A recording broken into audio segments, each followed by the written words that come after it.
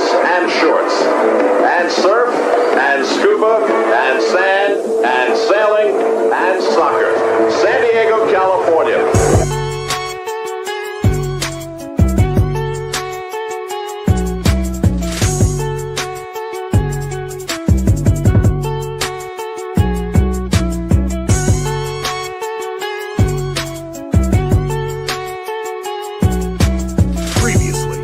Two balls and a mic.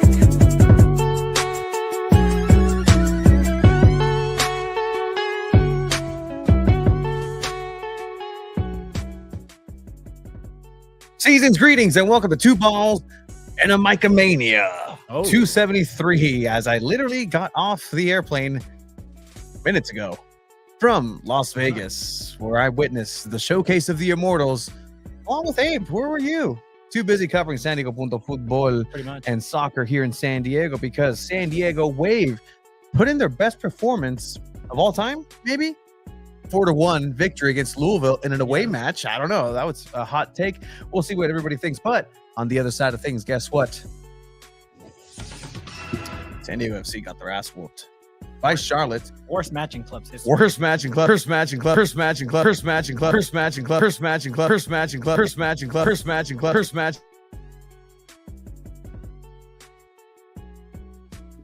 I will save it because I don't know what happened.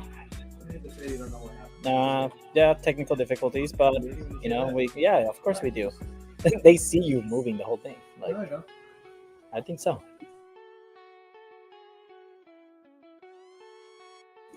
Abe is just laughing. Abe, get in here. Abe, yeah, talk, Abe. Yeah, I was also at Las Vegas WrestleMania. Sorry, that was just really funny because it just kept repeating the worst part of that sentence. Just worst match, worst match, worst match, worst match. Are you guys okay? Tony might still be drunk. I'll be honest. You guys should have seen him in Las Vegas. We weren't together, but when I walked past him, that was a different person. Vegas Tony is a different person. Okay, you guys are still gone. But I will say, just recapping the soccer weekend, it was pretty wild weekend. Very, very big highs, very big lows. Thanks, Abe. No, No, we'll get to that because guess what?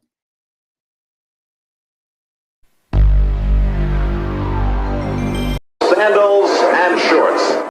Two Balls and a Mic, episode 273. Two Balls and a Micomania. We are back here on a Monday, 273, where San Diego Wave have their best match today, perhaps 4-1 against Louisville in an away match. However, on the other side of things, San Diego FC take perhaps the worst match and loss in history. Cue the worst match. Worst match. Yeah, that's exactly what happened over in Charlotte. Likely, yes. Season's greetings to everybody who is working out here. Obviously, I just came back from Vegas, as previously mentioned, for WrestleMania. Literally just got off of the plane right now, so we are absolutely good. People throwing AYSO. Absolutely, I'm absolutely just. There's no word to describe how tired I am. People already coming after Mikey Vadas. We'll hear exactly what he told you, Chiva, in that press conference. Here, but yes, new announcement: Petco Park will be utilized for more wrestles. We'll talk about WrestleMania here towards the end because I don't know, you don't give a crap about this. That's when I'll leave. You can go ahead and leave. Abe and I will go ahead and take it from here on out. But San Diego FC, again, not really doing their best in the last 2 weeks. Hopefully they can right it when they come back here against Real Salt Lake, team that they beat away already. Welcome back, head coach, assistant coach, former head coach of San Diego Loyal, Nate Miller, to Snapdragon Stadium. His second. Yes. Yeah. All right, let's stop the music. All right, Abe, we're gonna bring everybody back in. Season's greetings. Papi Chavo, let me just tell you, Papi Chavo. Sin City is an absolute wonder when it comes to not even that, just everything. You want it, it happens. Abe, you agree with that? You were out there for WrestleMania too. That place doesn't make sense to me. Vegas just exists in the middle of the desert. I don't know. People just decided to build it there, and people do whatever they want. It's nuts. I definitely had some fun some of those nights. definitely some fun had. Some fun at the expense of this old guy. Bought this guy a $20 beer. Hey, $20 thank you. for a I Modelo, thanked- bro. I thanked you. Modelo You was tried to that good? buy like one of the fancy drafts. Like those are expensive. I'm no, fine with a Modelo. no. We needed to see the greatest of all time do his thing. I didn't. We got to talk Absolutely. about that a little bit We later. we but I- will 100%, because if you guys, again, this is a soccer podcast. I actually spoke to a lot of people from San Diego and handed out a good number of stickers, actually, and we got some followers out there and who follow soccer. Interestingly enough, the guy that was sitting next to me, and this will be part of San Diego Punto Football for a reason, Mateus. Shout out Mateus. The dude flew from Germany 18 hours to spend $1,500 on that seat just to watch WrestleMania. And then he flew back to Frankfurt and then took a train. Crazy. And you know, he's an Augsburg's fan over in the Bundesliga. And so, you know, we got to talk in some soccer and talked about, you know, some of the abnormalities of MLS and just the different things. I asked to record a portion of me telling him that what was it? That in MLS, like how many teams go into the playoffs, or just like how that's broken. And like he was shocked. Oh no, the $50 parking. That's what he was just like, oh, like he was sad about it. He was like, oh, that's not good. That's Is not- that the accent he had? No. That's exactly it, actually. wow. When his booing was boo, no, we boo. I was like, yeah. It was the best time ever. I'm sorry, guys. It was literally That's so cool, man. something about like just letting go like that, having that experience with other people is hilarious. It's why like live events are just unmatched. It was so cool. I feel like, I mean, I've gone to different sporting events, but No. nothing compares to WrestleMania, I imagine. Like, it's just all the adults being kids again, like seeing their childhood heroes. It was literally, man. I think I put it at like 63,000 on day 2 of my best friends that I can Those get attendance emotional about numbers, this. they pull some snapdragon with those attendance numbers. Oh yeah, let's be yeah, honest. 100%. Some definite snapdragons being held on. Season's greetings to everybody who's joining us. Victor Murphy, absolutely. SDFC pre-regular price. So yeah, 100%. No, it's pretty bad. The main event of all main events, the triple threat. That was pretty cool. Here in San Diego, locally, there was no soccer. Everybody was away. I was away. A was away, but you held it down here, Chiba, in San Diego. So shout out to you.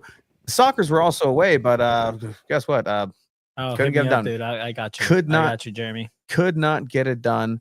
What? That's on you, Chiba. That's on you. We didn't have stickers. last time I We saw could have him. saved some for Jeremy. I got you, Jeremy. Hit me up during the week. I actually work close by to where you live now. So Yeah, congratulations. Today was your first day of not having to clock in. yeah, it was That, nice. that must be great. That Like was just you just salary now. Just yeah. okay. Well, all right. We will share again our shared experiences, Abe, with WrestleMania, because again, that was just absolutely fantastic. The fact that I have this platform, I know people are going to be watching from San Diego because I wore my Tony Gwynn. That's. I think I made the right call. Day 1 and 2. Tony Gwynn, old school '98 blue. Got the pops I needed. Got the reaction. People who weren't Padres fans coming up. It's like, hey, that's the GOAT. Yep. You know, 395, 394. Like, let's go. I'll also give you a little tour of what it was like going into WrestleMania, because it was really just, you know, an amazing time. This will be for later, but let's go ahead and start with a little potpourri of soccer in San Diego. It's the second time I used that, and second time I used. You use poopery before you go, right? No. Febreze is like after So to you're like make thinking it smell. potpourri, like legitimately what a potpourri is in the restroom, but a potpourri is just the word for an assortment of. So an assortment of San Jeez. Diego football. This is the guy with the degree. Yeah, apparently. What are we starting with? Goals, gaps, and grades, or just 100%. Yeah, those no. guys and Let's grades? go ahead and start with the highlights, and to highlight some highlights and highlight some lowlights that need highlighting. We're gonna go ahead and go into.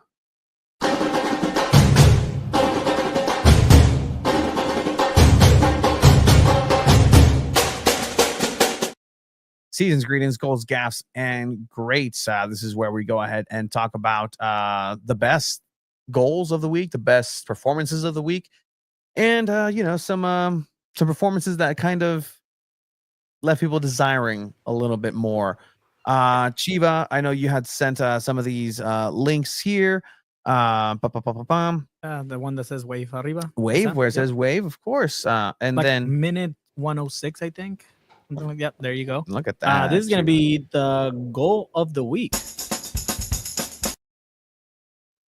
Goal of the week comes courtesy of one French player that resides in San Diego now. One of the we need a term for the French powers over in San Diego Wave. You got How do you say three in French? Because there's trois. three of them. Un, deux, trois. Trois. Okay, so it has to do French, with trois. the French. The French. That's okay. Relax. We have to talk to him at some point. The French triumvirate between Maroni, Cascarino, and Kenzadali put on a show and a spectacle. But for goal of the week, it's going to go ahead and go to number 10, the talisman, talis woman, talis player. Also in the vicinity. Dali, yes! Kinza Dali delivers, and San Diego has the is a banger to set the tone for San Diego Wave in this match. A rough first half for San Diego Wave towards the end, but yeah, Kinza Dali definitely scores.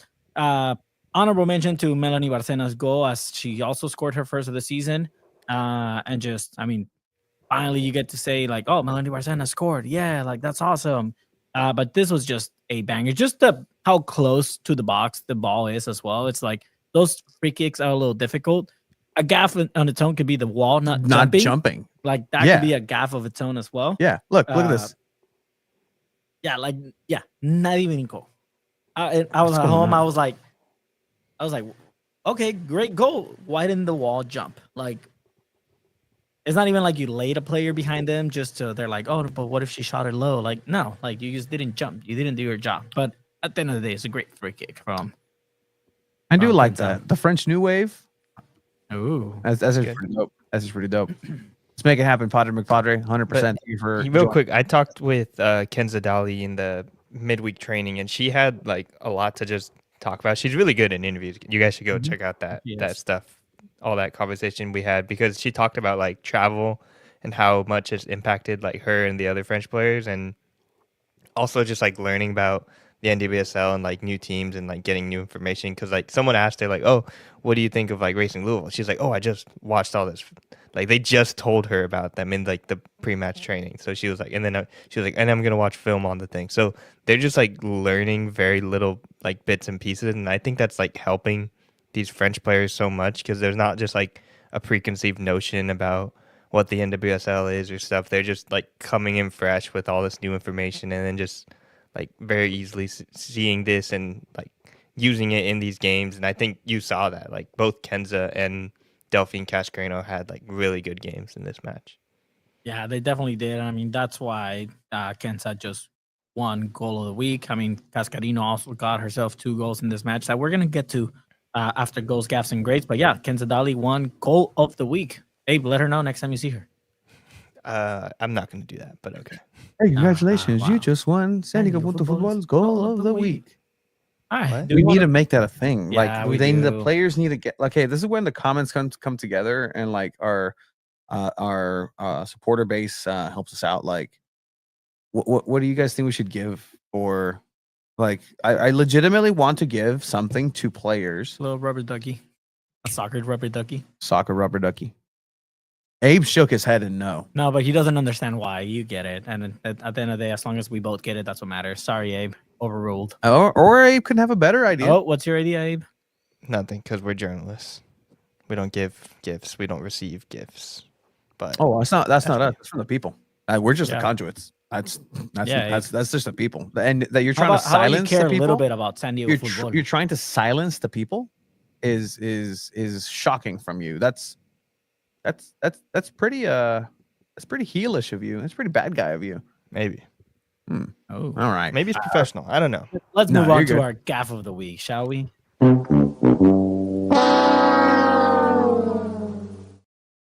gaff of the week. And I mean, Okay, I want to see if people can guess it. yeah, Let us know in the comments. There was a few. Before we show it, let us know There if you was a think few. you know who is the gaff or what is the gaff of the week. Let us know in the comments because it has to be a pretty obvious one. It was pretty bad. That's the wrong game, Tony. No, I'm doing preview, bro. I'm looking ahead because All right, we got a couple guesses here. We got Reyes. Should have fallen over when he was having his jersey pulled. Probably would have drawn a foul. There was strong candidates in all three. There's definitely strong in all of candidates. them. There was one candidate that I was looking at from inside night 2 of WrestleMania, and I was just gonna line it up. I'm like, it's gonna happen. There's 2 things that the magical number 17 has to do with.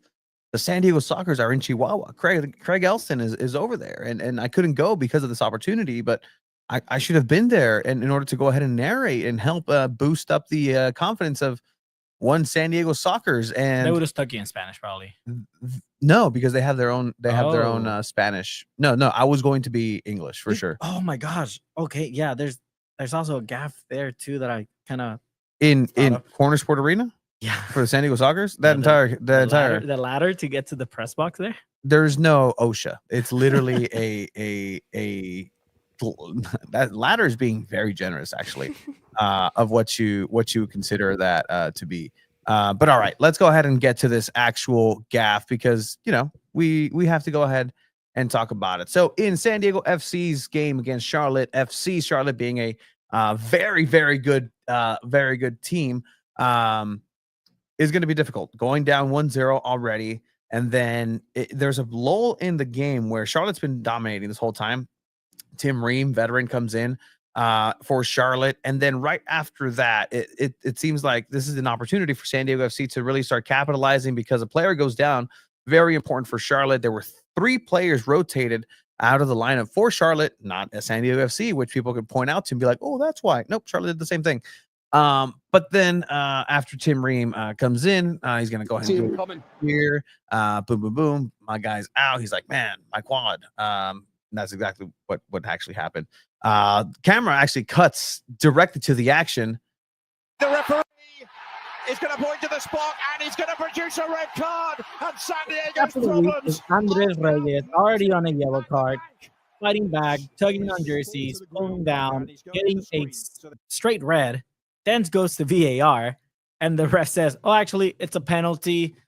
Can't be a red card. It's gonna be a yellow card. It's still your second, so you still get a red card." To me, that was just a laughable moment in soccer in San Diego history. Andres Reyes is a player that was brought in from the beginning of the season, hoping to be the starting center back along with Patty McNair. This is the first time he gets a chance at minutes in probably the toughest game that San Diego FC has played yet this season. And Tony, you called it. Oh, you called it. 100%. That It's insane that you've been saying that. First red card. I know some other people were also saying like, yeah, that's probably no, going that to was happen. me. I'm sorry. I had 619 Soccer that. DM us saying, "Oh, I called that," and I was like, "No, Tony called it." No, I've been saying. Yeah, you have been. I've been saying that. And you know what? 619 Soccer probably did too. Yeah, probably. Because he does a great job. Check him out, 619 Soccer on Instagram. But Andres Reyes getting the first red card in San Diego FC history. I mean, people called it out honorable mentions for this one because some people called out other things. The ref of the wave game was a total gaff. That was questionable for me. That was questionable. It was weird, dude. Like the whistle was heard, and then a foul happened in the box. To me, that's laughable. That shouldn't happen. Anything that happens after the whistle is irrelevant. Plays dead already. But it happened like at the same time almost. It was like a millisecond after, and that millisecond counts, right, Tony? But you played the advantage. When does advantage stop? Like that's the whole thing. We're gonna get to that because that's an honorable mention. If we're doing honorable mentions here, I want an honorable mention for a great, I mean, the explanation was fantastic, but just like the mechanic that MLS has. This is the rare MLS compliment that I will pay to this league. This mic'd up business to the stadium after a VAR check is fantastic. It's phenomenal. Yeah. Like this needs to happen everywhere. After review, the holding continued into the penalty area. The final decision is a penalty. The red card is rescinded, But it is a second yellow and still a red card. I find it refreshing great. that people can now was put a great. voice to what refs look like. And to be completely honest, if you told me he doesn't sound like the red card has been rescinded, jeez, Rick. oh, boy, that's different. It's not a great idea, Rick. He does look like Marty. Fucking Marty Like, looking at geez, dude. like, Shit. all right. But it is a second yellow and still a red All card. right, let's not be too negative, guys. No, it's fine. it's no, not. just, It's not as the. let's be SC time positive. Let's be yet. positive. That is a great smile. Oh yeah, That fucking is a great- guy that's great set of enjoying his teeth. job. That's a guy that MLS knows has his great confidence. dental insurance. They great probably dental do. benefits. They Look at probably that. do. 100%. Haven't seen a ref with not a beautiful smile like that in All right, MLS so far. that's too good. Let's All move on to our grade of the week.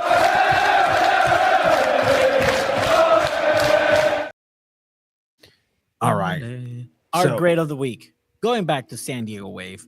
Another French player. Not Kensadali, not Pearl Moroni. This is Delphine Cascarino. I don't know if this is her first grade of the week ever in San Diego football. We're Trying gonna to have think. to Might give be her your a ducky. second one. Might be her second one, but dude, she was the best player on that field. 2 goals, 1 assist, assisted Mel B's goal. Like, she killed it. It was phenomenal to watch. Probably her best performance on a Wave jersey to this day from comparing to last season. And Wave just dominated. I can't wait to talk about that game. But Delphine Cascarino wins San Diego Punto Football's grade of the week. Cascarino right there, part of the French new wave of San Diego Wave. You see that, Padre McPadre? I'm using it. Thank you. I will give credit where credit's due. So that is the great of the week, as well as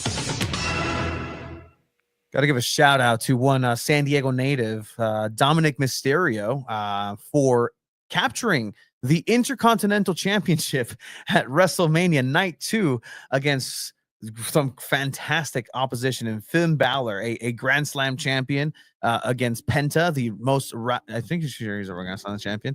Penta, who is a up and coming luchador masterclassman, and then you have Braun Breaker, who is literally the epitome of just beef in a man, just a beefcake of a dude, in all positive sense. But San Diego FC should probably reach out to Dominic Mysterio yesterday as soon as he won that title and have him flown into Snapdragon Stadium this weekend to put the ball into to put the flow ball into action, to activate. I don't know what the proper term is here. To begin the flow. To begin the flow. I don't know if that's accurate either. But If we might just be giving ideas at this point. We've done that before, and Yeah, it's we okay. We're just here to help.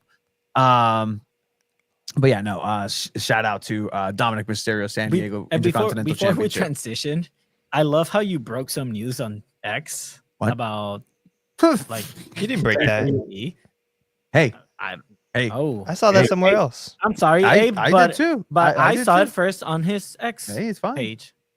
I'm not for the marks. I'm not for the Activate your people in the flow know. But wait, activate your flow balls, team. I like that, dude. If they don't have a Christmas giveaway of the like little bells, like just 2 little bells and a mistletoe with the flow ball in it, they're missing an opportunity. Oh, that's another great idea. Great that you idea, did. and you Go heard it here ahead, take first it, on SDFC. April 21st. Do you guys see any like Wave or SDFC gear over there? I saw an Angel City jersey. That's not That's the not fuck I'm Wave. That's asking. not, Like, fuck, what? It's not Wave. It's the closest thing. I'm trying to think. No, the closest thing is a Padres jersey. That's Oh, how you'll it like this actually. I was walking back night 1 and like literally the best time of my life, because it was just being me, an extrovert in with a bunch of nerds, and half of them are like, and half of them are like around the world who are like, oh my god, blah, blah, blah. We're all having the time of our lives. I walk up, there's 6 friends just huddled around, each wearing a different Liga MX shirt. That's dope. And so there's a guy in Cruz Azul, there's a guy in Mazatlan, there's a guy in America, there's a guy in León, there's a guy in Chivas, there's a guy in Chiapas or something. I don't even Oh know. wow. Right? So then I walk up to them and I am absolutely lit. And like this entire time, absolutely lit. I walk up, I'm like, oye, amigos, just to tell you guys, those jerseys. Hermosura de camisa. Great job with you. Oh, del Mazatlán. Great. That's great. ¿No le dijiste Monarca Morado? No. I shake everybody's hand. Oh, what a great jersey, bro. What a great jersey. Llego el güey de la América. I just turn and leave. That's phenomenal. Not even an award. And then they start chanting at the guy, Vales, madre. Vale. Like literally, That's so cool. There's so many things that That's so happen cool. that I You should again have just this is strapped a 12 GoPro on your forehead for the whole thing. Like I'm still there, guys. That's funny. I'm still there. But all right. Do we want to go with Wave first? I think so. They do deserve it because they did deserve it. have probably one of their best performances. I know people are coming in to hear and talk some San Diego FC. Four goals is the amount that happened at in the middle of the country in Louisville for the San Diego Wave matchup. So with that, we're going to go ahead and get to San Diego Waves 4-1 win over Louisville.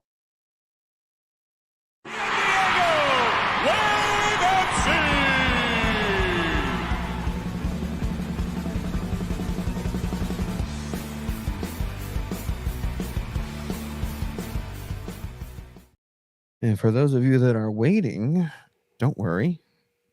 We'll be right back with some San Diego FC talk because I know you guys want to talk San Diego FC. I want to talk San Diego. People FC want to too. talk San Diego FC, but guess what? We have to There's a talk lot to about talk the about. winners first. Absolutely. To the winners, the spoils.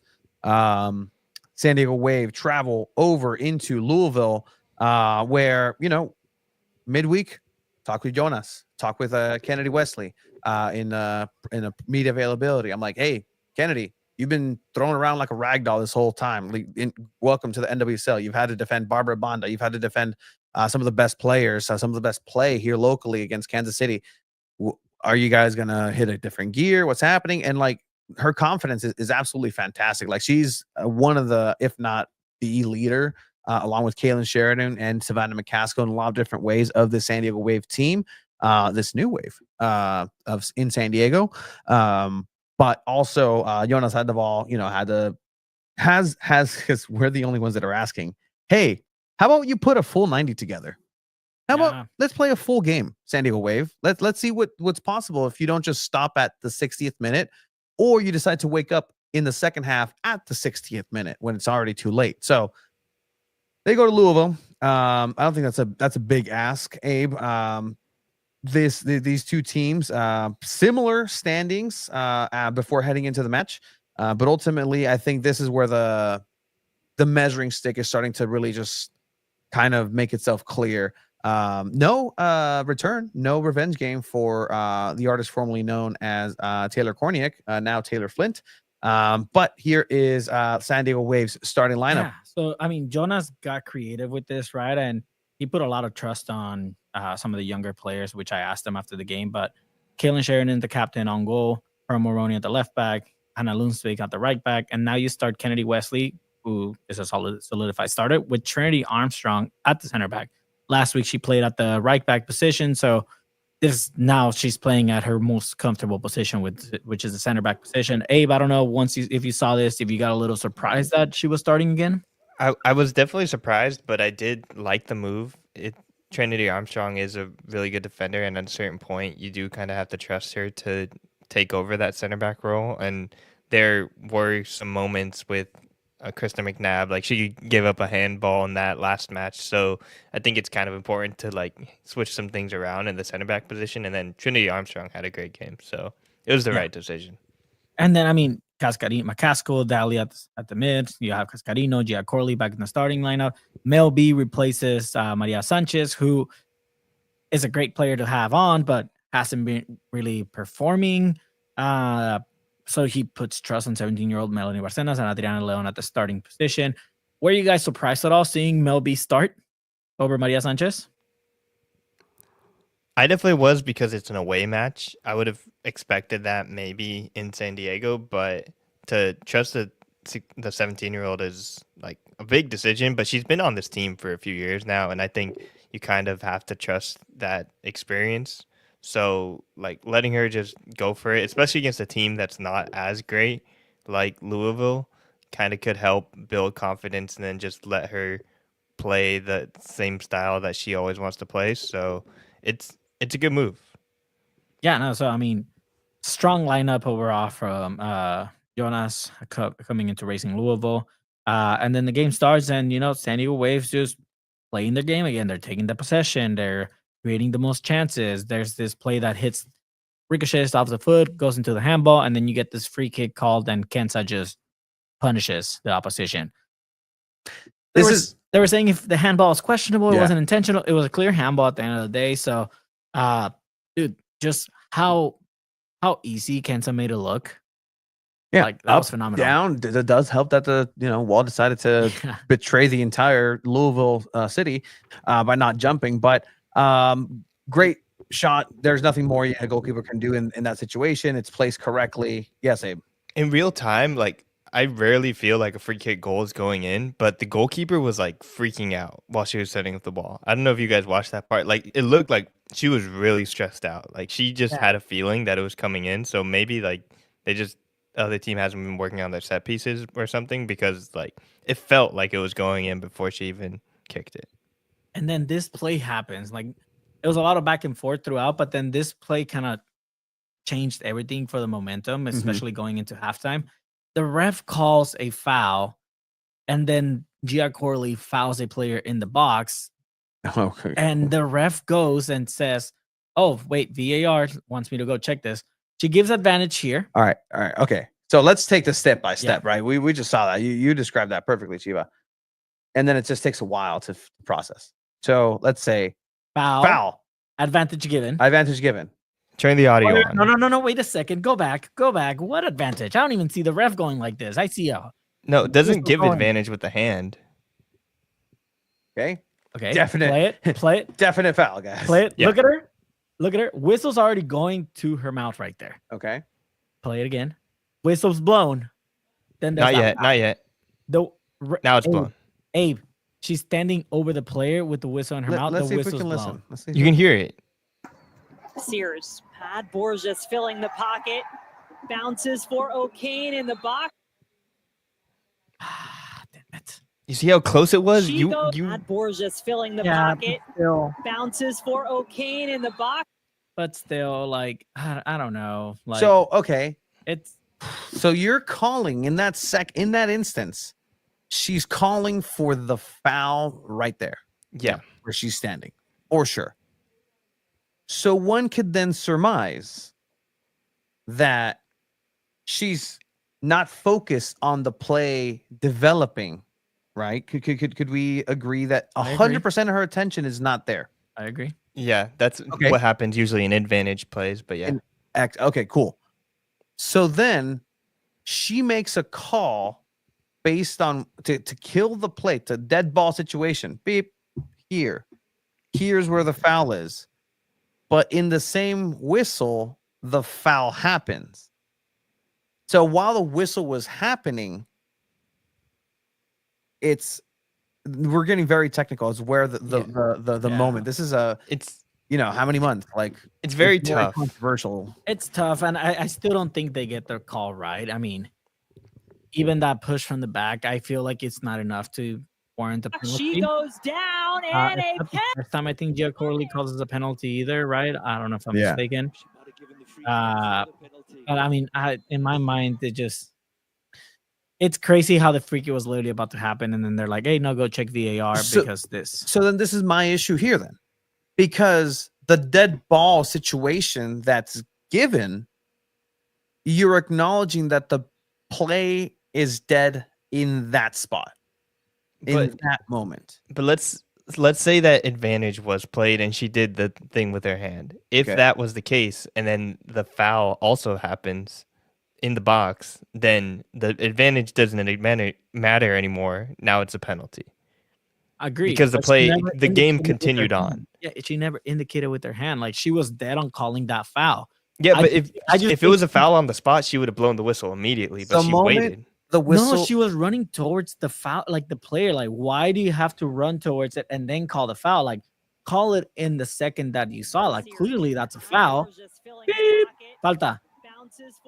why are you running towards it to wait to see if she's actually okay to then call the foul? And you're not even paying attention to that. You're not giving advantage. I think the ref just completely like plays this so wrong. Without maybe trying to play it wrong. I don't even know. But I still think that foul on the box is not enough to give a penalty. I think this is a problem with like modern refereeing, not specific to this referee or this like call, but there have been so many times where there's like an offside call that doesn't get called until like after the play already develops, and that frustrates me to no end because there's so many times where a goalkeeper has like a one-on-one opportunity and has to like take out a forward or something like intense or crazy happens, and it's just like, oh, that doesn't need to happen. It was obviously offside. So the referees, rather than like blowing the whistle immediately, let plays develop. So in this case, the referee probably should have blown it on that first like foul, but it just keeps playing on. And just in soccer in general, I think referees should be more willing to just blow the whistle on the spot.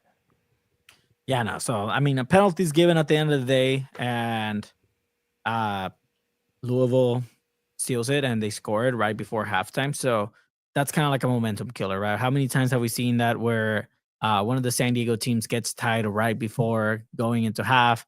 That always kind of like sets off the momentum, and it's one of those where, okay, well, let's see what Jonas is going to talk to them at halftime. Savannah McCaskill was interviewed like at halftime, and they asked her about that like last minute goal, and she said, well, you know what? We can't change what happened. We just like focus on what we can do in the second half, which is the best attitude to have. Like it already happened, like, you know, just focus on the second half. But yeah, so Madrid type ref. Horrible refereeing, says SoCal Footy Live. And I think Ken Zadali's reaction is just like, what? My issue with that is that the moment that you start the whistle is the moment the ball dies, right? Like that. It's not when the whistle ends, right? I think for me that's the category. It's not a situation where the ball has to completely cross the line.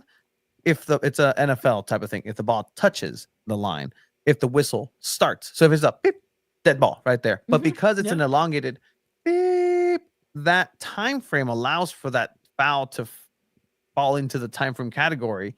And I also think this is an issue with VAR. That's an over reliance. It's insane how let it happen. How many let it happen. More negatives have been talked about than positives with VAR. There has been times that they get it right, and then you're like, okay, well, this is what it's supposed to be. It's getting to the point where it's annoying that it's taking like 6 minutes to figure something out through VAR. At this point, I'm more inclined to just being like, dude, screw VAR. And I can't believe after 5 years, Tony, I'm saying like, oh wow, like I wish there was no VAR. Yeah, but I mean, I was right. There's still human error with VAR, and it's insane. Like VAR is created to remove human error from calls, and there's still human error. Yeah. And so halftime happens 1-1. Yeah, and like I said, it's like, all right, let's see what second half San Diego Wave brings. Because right now, 1-1 away, you know, if you play this way, you can potentially come out with a tie. But that's not what San Diego Wave wanted. They came back and they were on the offensive side of things. Because let's not forget, this new and improved offense for San Diego Wave has some real game changers that don't need to come off the bench. Yeah, no, and Jonas came off with the sub right away. He took out Adriana Leon and started Chiamaca, who scored last game for San Diego Wave as well. So it's interesting when you see a halftime sub being made. I think that just shows that he was trying to just get something out of it. Shout out to Kennedy Wesley for just botting someone right there. Yeah, she's tired of it. I'm glad she's coming in and saying, no, like I'm tired of getting thrown around and not have a call given, because that's the truth. Like she's getting in there, she's disrupting the play, but there's no foul being called on her because that's the defender and bias. This move from Cascarino, dude, like between two players, puts Melby on, and I mean, I'm just glad they didn't try to call offsides on Chiamaca, because she kind of like tried to play the ball there. Not sure if she was actually offsides, but you know, like sometimes they call that when the player goes over the ball or something like that. So I was a little surprised there, but no, like San Diego Wave just started the second half and played it better than any half I've seen them play. Cascarino taking shots. This is another gaff of its own. Lund just bottling that and letting the ball through her legs. Has that ever happened to you, Tony? I think it's happened to every goalkeeper at least once. I don't know, dude. That shot was pretty poisonous. Like, look at that. Boom. Just rifle. There's no. So literally that's a goalkeeping day one. Like when they teach you how to pick up a ball. Like you're not supposed to. Her mistake is not Get a visual. the knee thing. Yeah. You're Cross here. it. Close it. Close the ball, because if the ball goes, the ball is gonna hit here. It's either here, the ball goes here, or if it goes through your hands, it at least stops here and then it goes right in front of you. The moment you open your legs, you do that, it's gonna go through your legs. Yeah, no, the fundamental mistake there from I don't the know if you heard goalkeeper. Yeah, no, we heard it. Okay, cool. Yeah, so I mean, it was just goal Esteban after goal. And it was a fun game to watch. It was one of those wave games that you're like, oh wow, they're the better team. And Abe, this is what I mean when I tell you that they can be a top 3 team. I'm not saying they're going to be better than Top 5? Top 4 or 5. You got KC, Current, Orlando, Washington. I think Everyone Wave else. right now can compete with Washington and Gotham. Washington just beat Orlando, and then Wave they- got destroyed by Orlando. They can compete. Yes, Abe, but anything happens. Wave kept up with Orlando. Tell me they didn't. They kept up, but they still looked like they were in a different Yes, Abe, level. but that's what I'm saying. Like they can be top 3. Like they have the potential to be top 3. Also, now that we're on the point of goalkeeping technique, thank you, Jeff, for the shot of great insight. You know who also does that upsets me? Dos Santos. He's not fundamental with some things, and again, for a purist at heart of me, it's just like, well, yeah, because he's also part outdoor player. He's also part non-goalkeeper. That's why he's so good with his legs. Like, yeah, it's some modern goalkeeping, but like, I don't know. Like, Yeah, no, I mean it's fine. it happened. Yeah, he It's like a actually does pitcher that. who can hit. Like, that just means that you're not such a good pitcher, which is why Otani is just different. But another goal, San Diego Wave here, 77th minute, just dribbles in 4-1, San Diego Wave. And This is like the ideal version of San Diego Wave 2, where you're like playing this like possession-based, high offense, high press style that just tires the other team out. Like that's what I thought when you see the second half from Racing Louisville, that they're just like tired and kind of like over it, and then struggling to deal with like the skill that's up top, especially with like Delphine Cascarino. You have to just put so much attention on that it becomes very hard to defend. And then like, I think Jonas Eideval in an ideal world has a lot of second half goals like this. In an ideal world, yes. I mean, we're at a point with San Diego Wave where Mackenzie Robbie last season was probably the best player and a must starter, and now she's a rotation player, and you don't even question it. Like that's how talented this Wave squad is compared to last season. Like there's a lot of internal competition within the club, which I did ask Jonas after. But yeah, no, it's like at the end of the day, it's probably the best game of the season so far for San Diego Wave. And I mean, just scoring 4 goals alone in one game shows that, right? Like they scored pretty much what they've scored all season already, like half of that. And you were there. You held down press availability for both games. San Diego Wave earlier, that ended like at 2:30 ish, and then San Diego Who posted this, Wave? FC. Who posted this? No, Tony Sanchez did. Oh, nice. Thank you. I posted this because you didn't, sir. You Yeah. didn't finish the job. No, yeah, no. So we were called out. That's how I knew, because they were like, "Hey, did Wave just not post anything?" I'm like, "No, because they it was usually on wait for X. us." I put it on X because I had to edit it on my phone. I didn't have the laptop, so all at the good. moment, so I just did it on my phone and then dropped it on X. It's all good. Hey, we have forgot to Instagram. put it on We have everything. Just let YouTube, us know. We made it work. You made it work. I'm proud of Yeah. you. Thank you. But yeah, no, this is pretty much an exclusive post-match conference. But yeah, like Kansas goal, I think that was a very key thing. We create a ton of set pieces and opportunities, and now it's just about finishing them. And we saw that tonight with Kenza putting us on the board first. And either one of you can answer this one, but what was the conversation with Jonas at halftime, right after a questionable penalty called, and then the tying goal for the other team? What was that conversation like at halftime? Yeah, I think the VAR like us. I never had in my whole career that many penalties against us, but I'm really proud of the reaction. I think like a halftime, we said like how we react to that. That's the most important. It's like, are we going to go outside and win this game, or like we complain about like what is happening and what happened in first half? So yeah, I'm really proud of the reaction of the team. That was really important. And yeah, Jonas just said like we did some really good things in the first half, and we need to keep doing that. And if we keep doing the right things, we will win this game. Thank you, Kenza And Dolly. that they did. They did And the right Dubby. things, and they won that game. I mean, overall, like it's just kind of like a positive note for San Diego Wave, right? Getting that win. I know, looking at predictions, Tony, you're the only one that didn't get that one right. You had a 2-2 tie. Yeah, Abe, you had 'cause- a 2-1 win for San Diego Wave, and I had a 1-0 win for San Diego Wave. So we get that one right, Abe. Yeah, I'm Didn't- closer again. I just know what's going on. When you're walking a Snapdragon, I'm gonna laugh, Abe. I'm gonna laugh. I knock on wood every time I say something cocky like that. So I'm gonna laugh, Abe. Abe's Gonna be leading us so right fun. I now. wanna You only have 1 point for Wave. hear from Jonas. Jonas, congrats on the win. Can you just talk to us about what are your thoughts overall on this win on the road? I think it was a good statement for us. I think we spoke about before the game for us needing to play 2 good halves, and I think we did that. I think there was a lot of good things in our first half as well. Even if we come to the halftime with a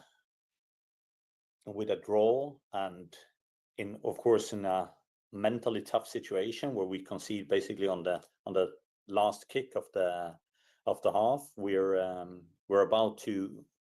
we find a way to focus on ourselves, to focus on what we can control. And I'm really proud of that. I think that's a really strong mentality to have. It's a mentality where you get results and not excuses. For me, you can't have both. So the consistency in playing both halves and having a good mentality, I think it's 2 really big takeaways from me and the team from this game. I know obviously the thoughts on focusing even despite that penalty call. Did you get an explanation from the referee? It seemed like the whistle was blown before, and then despite that, they still called a penalty. I'm just curious if you got an explanation from the ref. I can't comment on anything with the refs. I'm not allowed. Sounds good. What are your thoughts overall on the youngsters that you started? What a move. Yeah. Sounds good. No, he legit Hold did- on. Hold on. He legit did the Mourinho. If I speak, I get in trouble. I'm like, sounds good. Let's keep it going. It's just me. You're so chill No, about this that. was a conversation. It- It didn't even feel like a post. It just felt like a conversation with the guy. No, you know why? Because he took out his phone too. At the end, yes. they asked Eduardo like if he had a question. Shout out to 365 Football Mania. But he didn't. So they were like 3, 2, 1, Eduardo. Okay, bye. He was already done. He was on his phone. All right, let's hear from Jonas here to close it out. Club having 2 talented 17-year-olds that you're trusting to get the start now. I mean, I think it's very exciting with what we're building. As we have players like Trinity with Mel B. I think Kimi Ascanio is very good when she comes in today from the bench as well. So there's some really good young talent that is eager to learn, that works really hard, and they've done a lot with opportunities that have gone so far this season. So that's really exciting. And then obviously Delphine, 2 goals, 1 assist. When she got pulled off the game in the second half on the TV, it seemed like you had a little conversation with her. What was that like? What was that conversation after that? It was because she substituted herself because she felt a little bit of cramp. I don't think any sane coach otherwise would have taken her off with the form she was in the second half. And then when she was taken off, she was almost sprinting to the to the substitution. So I was just joking with her and said like maybe.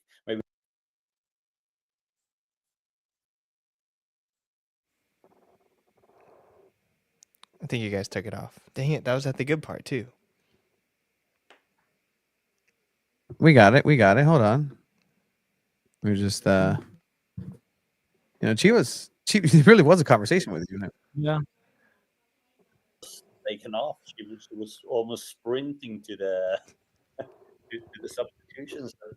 So I was just joking with her and said, like, maybe that could have been the last sprint on the game instead of being when we tried to make the sub. So it was all in a good meaning. And then obviously, looking ahead, you have a good problem in your hands with a lot of players playing well. Maria Sanchez didn't get the start, but then now you have Mel B also competing. What are the positives of having a lot of players with great momentum right now for that internal competition? Like you're saying, I think this is the problems we like to have. We like to choose between many competitive players because we know the season is long. We will need a whole squad. This also helps us affect our training environment, so we can compete in a healthy way during the training weeks, which I believe it's getting the best version about every single one. So for me, it's the situation I want to have. On every position, I want competition. Thank you, Jonas Seideval. Full media availability post matches can always be found on sandiego.futbol and the Football's website. Follow on all sorts of anything. It might take a little bit, but it'll be there. Trust us. Abe, you heard from real quick. That was a bar that he had earlier. We want results, not complaints. You can never have both. That was a bar by him. That was pretty cool. Is that what he said? That was the exact quote, right? Because that right there. That was pretty cool. Or was it? Yeah. That one? That one? I'm here? Is that him? Yeah.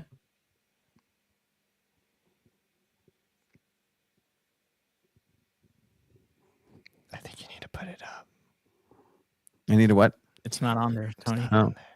It's not on there. Thank you for shadow What's going on producing. with you, dude? What's going on with me is that I had the weekend of my life, Chiva. We should have just made the show tomorrow. Weekend, no, like John Cena needs to be acknowledged. Also affect our training environment, so we can compete in a healthy way.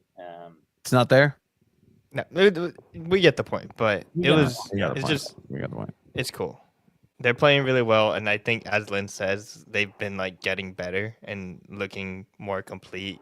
Chemistry is developing, and then like once everyone's like truly in form, and you're able to like move the pieces around or potentially like do something like put two strikers up. Like you imagine they put Leon and Chiamaka on at the same time, or like do something different like that. There's so many options available if they like keep performing at this level, that this Wave team can be dangerous. Maybe not top 3, but really good.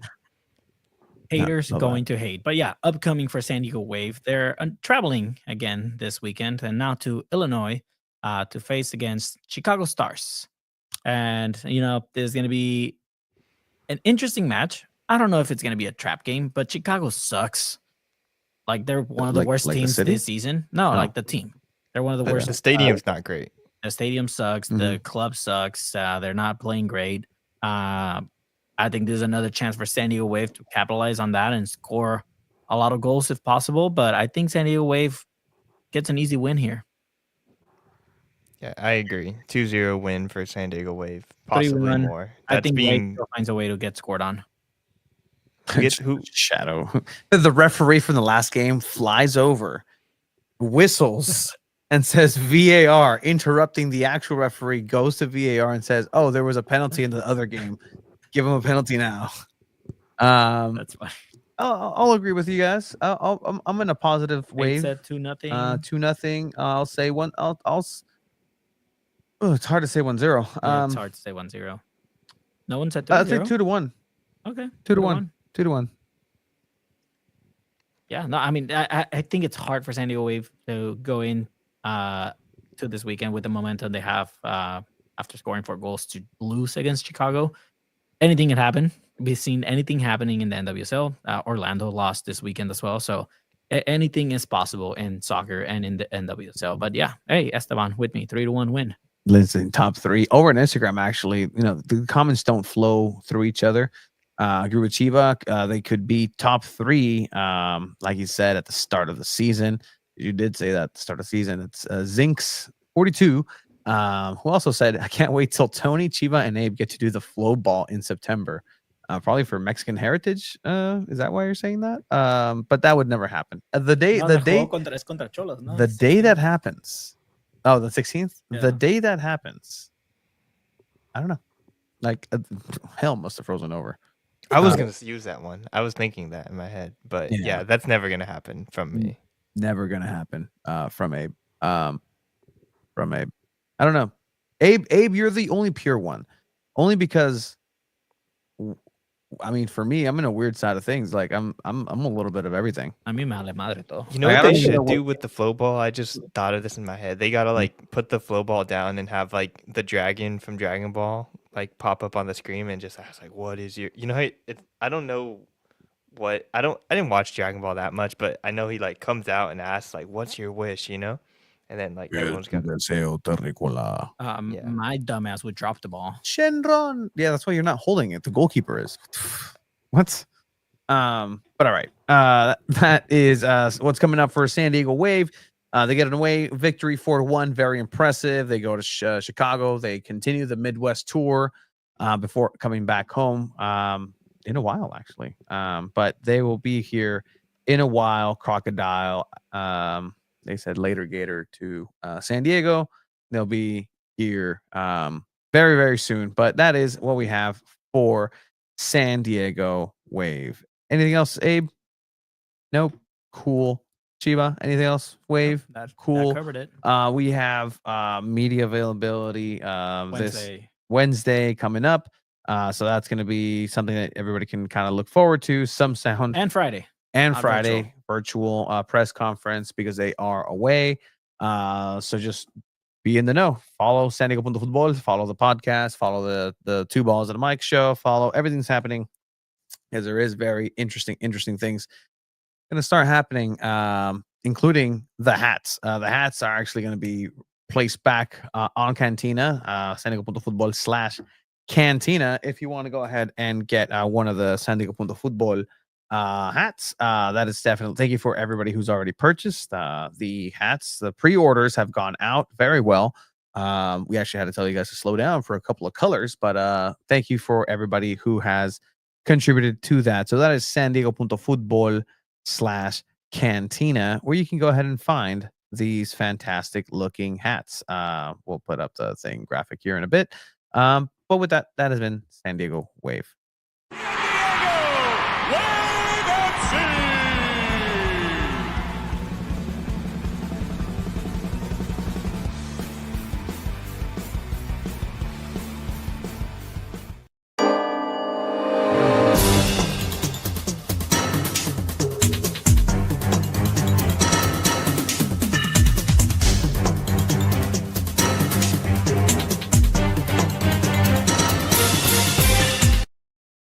Season's greetings, and we are still here with the Wave background. And guess what? We can just put Abe away, and then he'll be back because we put that back, and then he's back. Look at that magic. Did you watch any magic in Vegas? Anything special? Just what I did at the tables. Oh, what did you do? What did you do Counted at the cards? Damn. No. What did no, you I do at didn't, tables? I didn't watch any magic or anything. To the table? No. Did By you the go way, to the sending- casinos, Tony? I didn't even ask you about that. I'm sure I lost like $40 just on blackjack. That's not what the text message said. What? He texted me, lost 2,000. I was like, Oh yeah, because I called you. I'm like, hey It's dude, like, so like we roulette, don't how get does paid that that like much. like is it if I put black or red, like it goes like this? What if I put a number? Like what are the odds? And he's like, blah blah blah. And like your friend in the background was like, what is he talking about? Or something. You had to go, you're washing dishes or being Monday alone or whatever. But like always. yeah, 100%. So you keep them happy. But you were like, oh, so just put 1,000 on this. I'm like, cool. And then I hung up and I called you immediately back trying to tell you I lost 2,000, but the bit didn't happen. But yeah, check out San Diego Punto Futbol /Cantina for the rope hat, the San Diego Punto Futbol hat. That is the link. We're gonna go ahead and put that all on our socials. We'll do a much better job only because I had been doing oh, look at that. There it is. There it is. The San Diego Punto Futbol. And I official sold out hat. of that navy blue that Tony has, but It's sold the other out. colors are available. Yeah. So if you're waiting for that navy blue, it's gonna be in stock soon again. So You can wait on that. But if you like the other colors, the black or the colors, baby blue or something like that, if you like those, go ahead. You can purchase those. So again, thank you for everyone who's been supporting us. Thank you for support. But now, para soportar, San Diego FC, which is not the same, even though it's the same word, which is what's weird about the English language. San Diego FC go over for a away match. Before we start, did you see the pregame jersey they have to warm up in? The brown one? Yeah. Padres looking one? Yeah.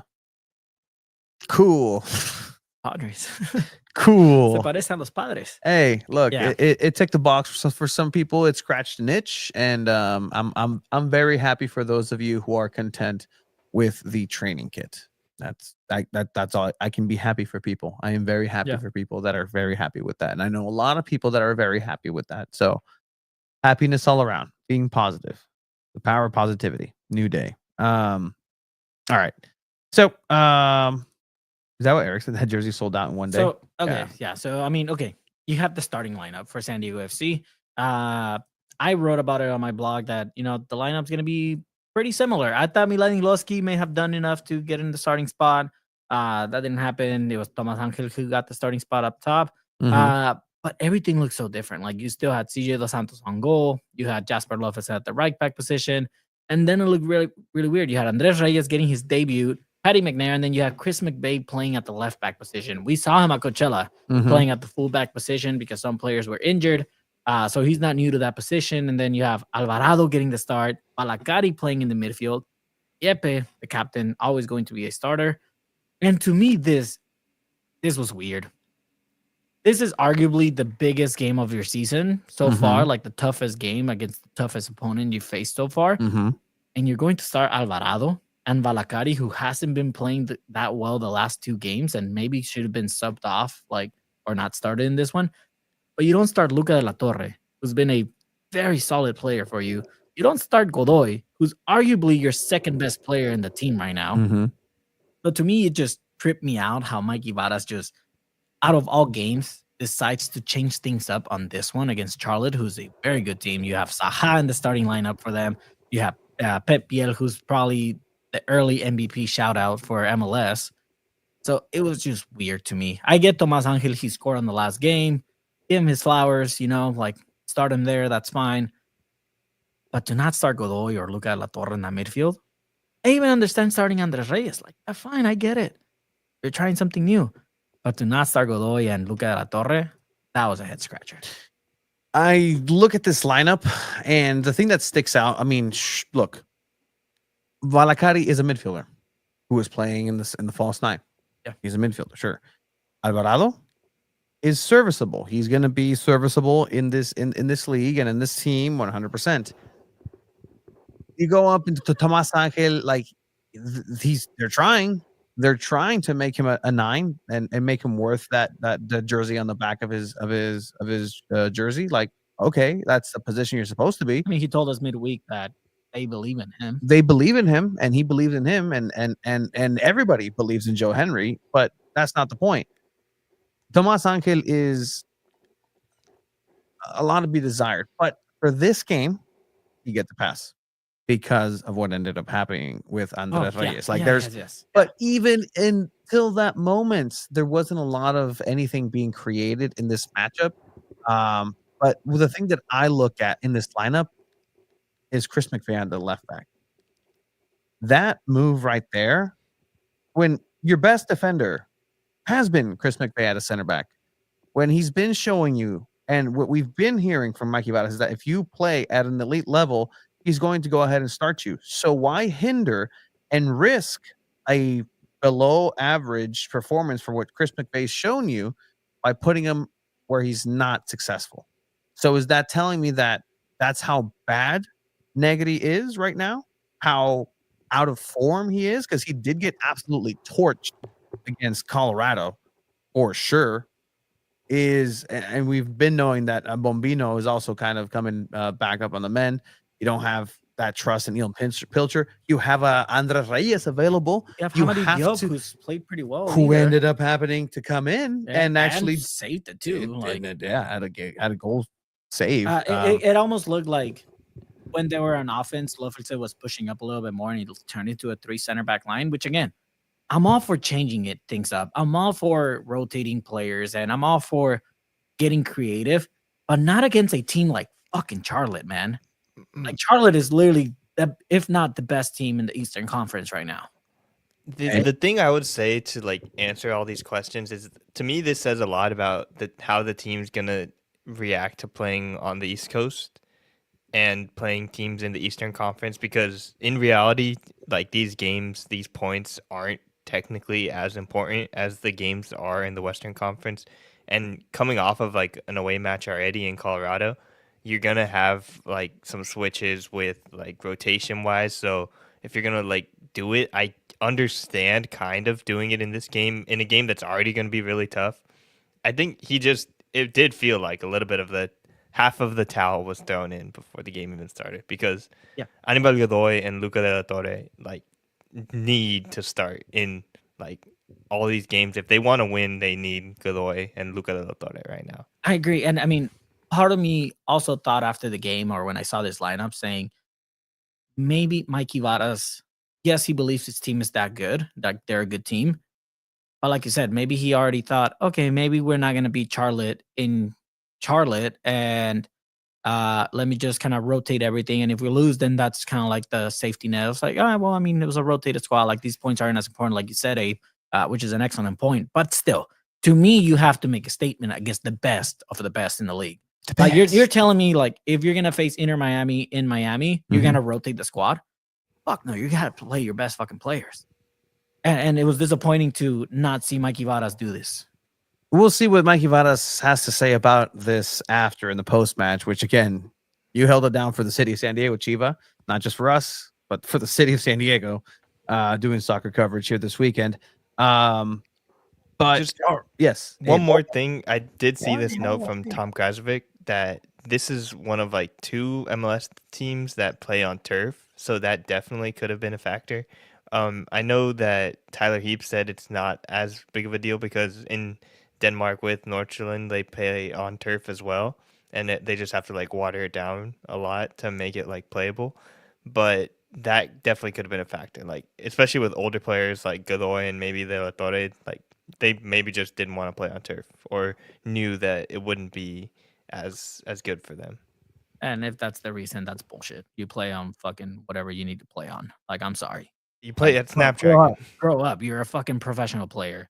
Like that's, I don't think that's the case, but if that's the case, then I'm sorry, that's embarrassing. Sorry. Go ahead. My podcast, I can say whatever. Verdad. Go ahead, play the highlight. All right, so let's go ahead and get into it right here. Dropping in. But it was immediate, really. Just the amount of it's a good point. Where was Mano Dua? Yeah. Haven't heard from him. He's not on the roster to get or IR. But Charlotte really comes out and plays their game. Maybe San Diego. Look, it's an aesthetic thing. Maybe they saw, wow, Charlotte pulls off chrome better than the chrome and azul. I thought that too. That the kits look way too similar. The mind games happening here. But yeah, so Charlotte definitely came out. They have they are undefeated at home, so it was going to be difficult to come up and do that. But the simplest mistakes that are happening here, and the best way I can describe what happened against Charlotte is that San Diego FC got figured out. I think so. I think the past 2 games, San Diego FC has definitely gotten a coach. I did tweet out from my private Twitter account, which I don't make public anytime soon. But San Diego FC lost this one because the lack of experience Mikey Varas has. Like, I will stand on that hill. I think Pep Biel is obviously a difference maker for Charlotte. Like, he fucking destroys Alvarado and Yepe and everyone on there. I think Chris McVay playing at the left back position was a liability because he kept 2 players on side on important plays. Which again, at the center back position, he has been doing a lot better. So I don't know why you would kind of like you said, Tony, you're not setting up one of your better players for success there. So you have this insane play by Pep Biel, and you know, is it an insane play? Is it really? Like, Yes, what I I see think is so. mistakes after mistakes after mistakes. And And here I am, criticizing, just pointing out moments here. Pon la patadura. Stand your ground right pero le there. ganó, güey. Cool. Like, He won that one. Great. Now you're going up to two center backs who are just pussyfooting around. Actually commit and do the tackle. Because let me tell you this right now. When Andres Reyes is going into this game, and we heard it from Mikey Varas in the midweek press availability, like he was having conversations with Andres Reyes on the side about being mentally prepared for this type of game. That was actually, if you go back and it's on the Spanish answers where he actually had that. We have those. I think with the football dubbed in English. He had a conversation about this. He had, like, you were going to be put in this position. You're ready to go. We trust you. I always have the instinct of a player, especially a defender. They know how they're going to play the whole game. He knew he was going to have to put a yellow card tackle somewhere in this game. Somewhere in this game, it was going to happen. A strong tackle of his style. This was the moment to do it. That was the moment. You know what? It's early in the game. I get it, but step up. Ball passes or the guy I'm sorry, passes. but I agree to an extent, but Pep Biel just fucking sees that coming too and nutmegs a pass through his legs. Like, I get it. It was poor defending. Shouldn't have happened. But when you have a player that can expose that as well and take advantage of that, you give him his flowers. Pep Biel is coming from on loan from Olympiacos. It's not like he's a nobody. He's a talented player that's just more than capable of playing in Europe. Just so happens that he's in MLS and he's fucking tearing it up. Spaniard, I believe, right? Spaniard, Espanol, yeah, 100%. But yeah, no, this player, by the way, he should have scored like 4 goals. All right, I'll give you that. I'll give you that. There were a few good saves by Cedar Dos Santos too. Yes, we there shouldn't was. forget that. He made it so that it wasn't like 5-0 and just stayed at 3-0. And how many? Yeah, that was a crazy goal line save too. But that's later in the match. Yeah, so I mean, this whole half you're just seeing San Diego FC struggle, like even more than against Colorado. Like they're not struggling because they're tired. They're not struggling because they're gassed. They're struggling because they're just weren't ready for what Charlotte was going to come. I don't think they were set up successfully on the lineup, and it definitely showed it. And I think Mikey took ownership of that at the end too. It was a good observation here by Esteban. Figured out two things. If they can shut down the midfield, they can dominate the game against San Diego FC. They caught a back line with balls in behind, and that was known going into this game. That's a lack of preparation. That's a lack of preparation, knowing that this is how you're going to be attacked, or you thought the other side would bail you out. You thought the offense would bail you out in the situation where, okay, we're going to concede. We know it. Charlotte gets behind defenders and opens up space very well. And that's the kryptonite for San Diego FC early on, is not these small spaces and tiki-taka, waiting for you to make the mistake. If there's something that Charlotte did, if you go back and watch this game, Charlotte did something that actually Colorado did very well. It's just waited. Whenever San Diego FC has the possession of the ball, because that's what they want. They want to have the ball. They want to control the pace. They want to do everything. If you just defend by waiting to see them do something, more than likely you're going to get an opportunity to pounce on the mistake, get a ball, counter, because they're so just tightly packed, looking for a window to throw it over if they have it for a quick transition, or just tiki-taka, wait. You then come in and open up the defense. Okay, now we're going to get it behind you, and then we're going to go ahead and play it, tick, goal. But Charlotte just kind of stood still. All right, we'll let you figure it out. You can have the ball. I don't care. Have the ball. But then if you mess up in your transitioning by moving this way with the ball possession throughout the field, it's just a matter of time of waiting. And they waited for the mistake of San Diego FC. They weren't tidy. Yeah. You'll see it. You saw it in that first goal where the transition is exactly where San Diego FC was caught up. It was in their own half. Charlotte took advantage of that. That's not what you do against. And I think Charlotte takes advantage of that because of the lack of experience in that midfield. I mean, I think with Godoy and De La Torre, it would have been a different story, at least a little. Maybe they don't win the game, but I don't think they would have been like taking advantage the way they did against Alvarado and against Valakari there. Again, I'm going to put this. Valakari, yes, he's a natural midfielder, but I think he plays better at the false nine or wherever he's been playing on top. I think that's his better position, and I think Mikey needs to consider maybe making him that rotation of that attacking third with Iloski, Valakari, and Angel. But come on, like you could see the two games that I've seen San Diego FC play the worst was the Austin game and this game. Godoy wasn't in both of those games.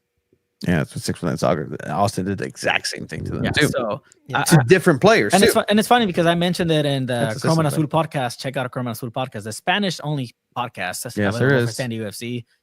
With myself as a co-host with Manuel Mesa. I asked him that, like, who is the second captain in this team? And it's Godoy. If Yep is not in the starting lineup, Godoy is the captain of the team. And Godoy came in for Yep and took the captain armband. Chucky Lozano is not.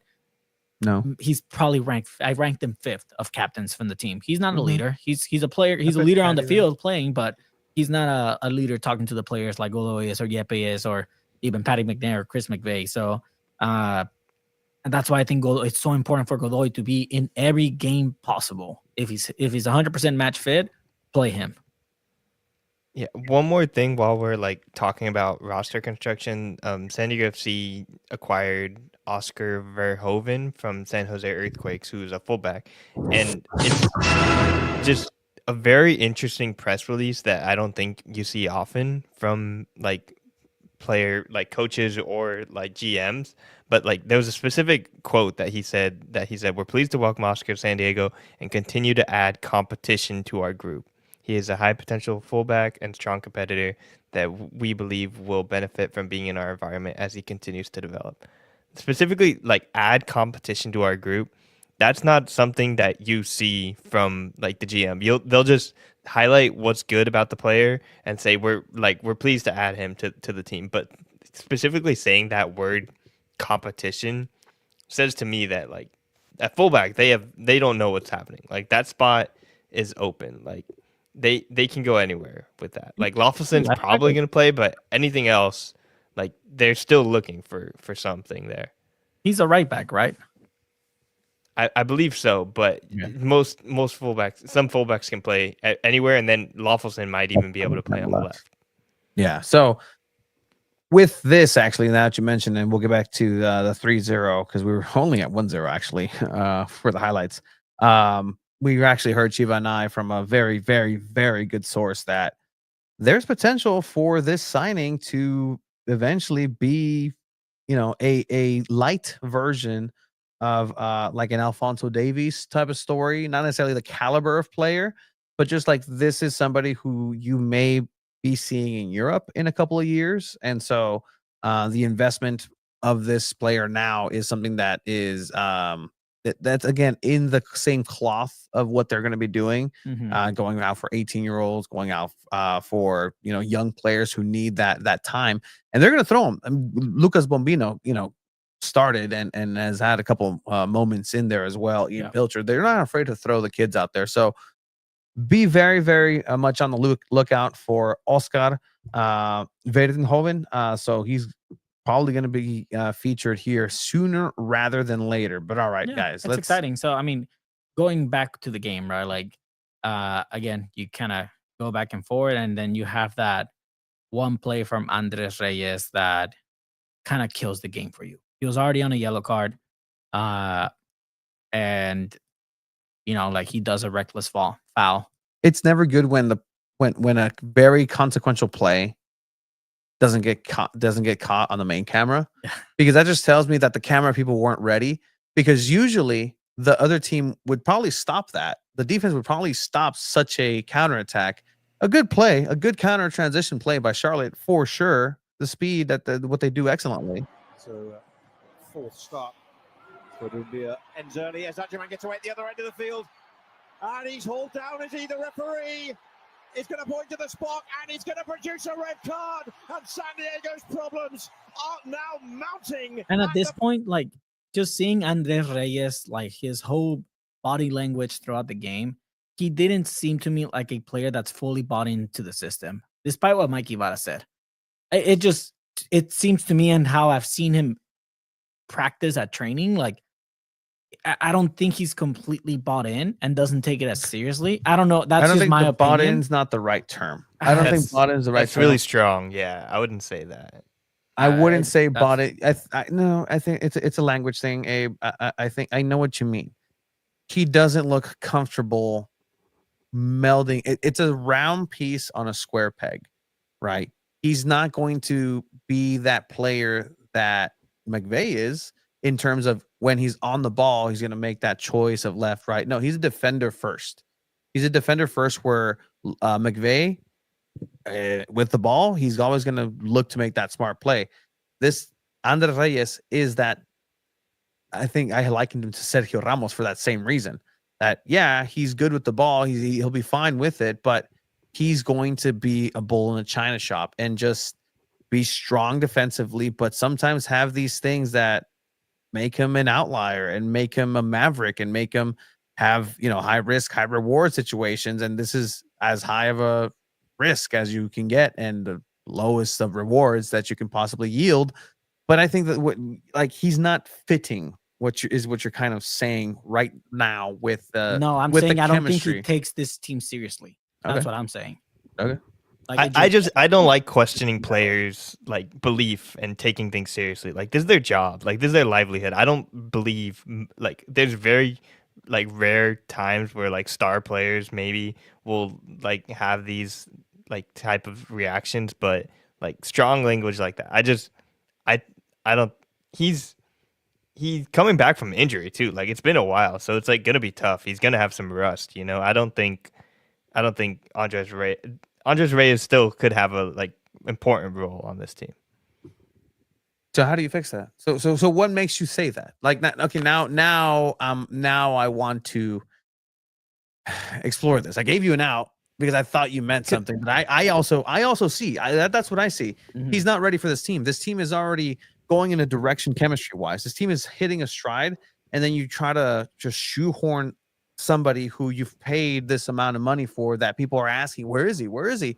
Okay, he's here. We need to get him into the game 100%. Is this the right game? Probably not. Same thing Mikey Vada said after. But like, what makes you think that he doesn't take this seriously?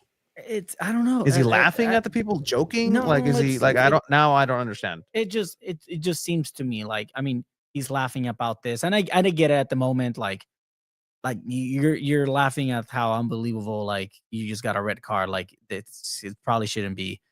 But I don't know. It's just it's just something I've seen. Like it hasn't rubbed me the right way. And I mean, again, I'm a nobody.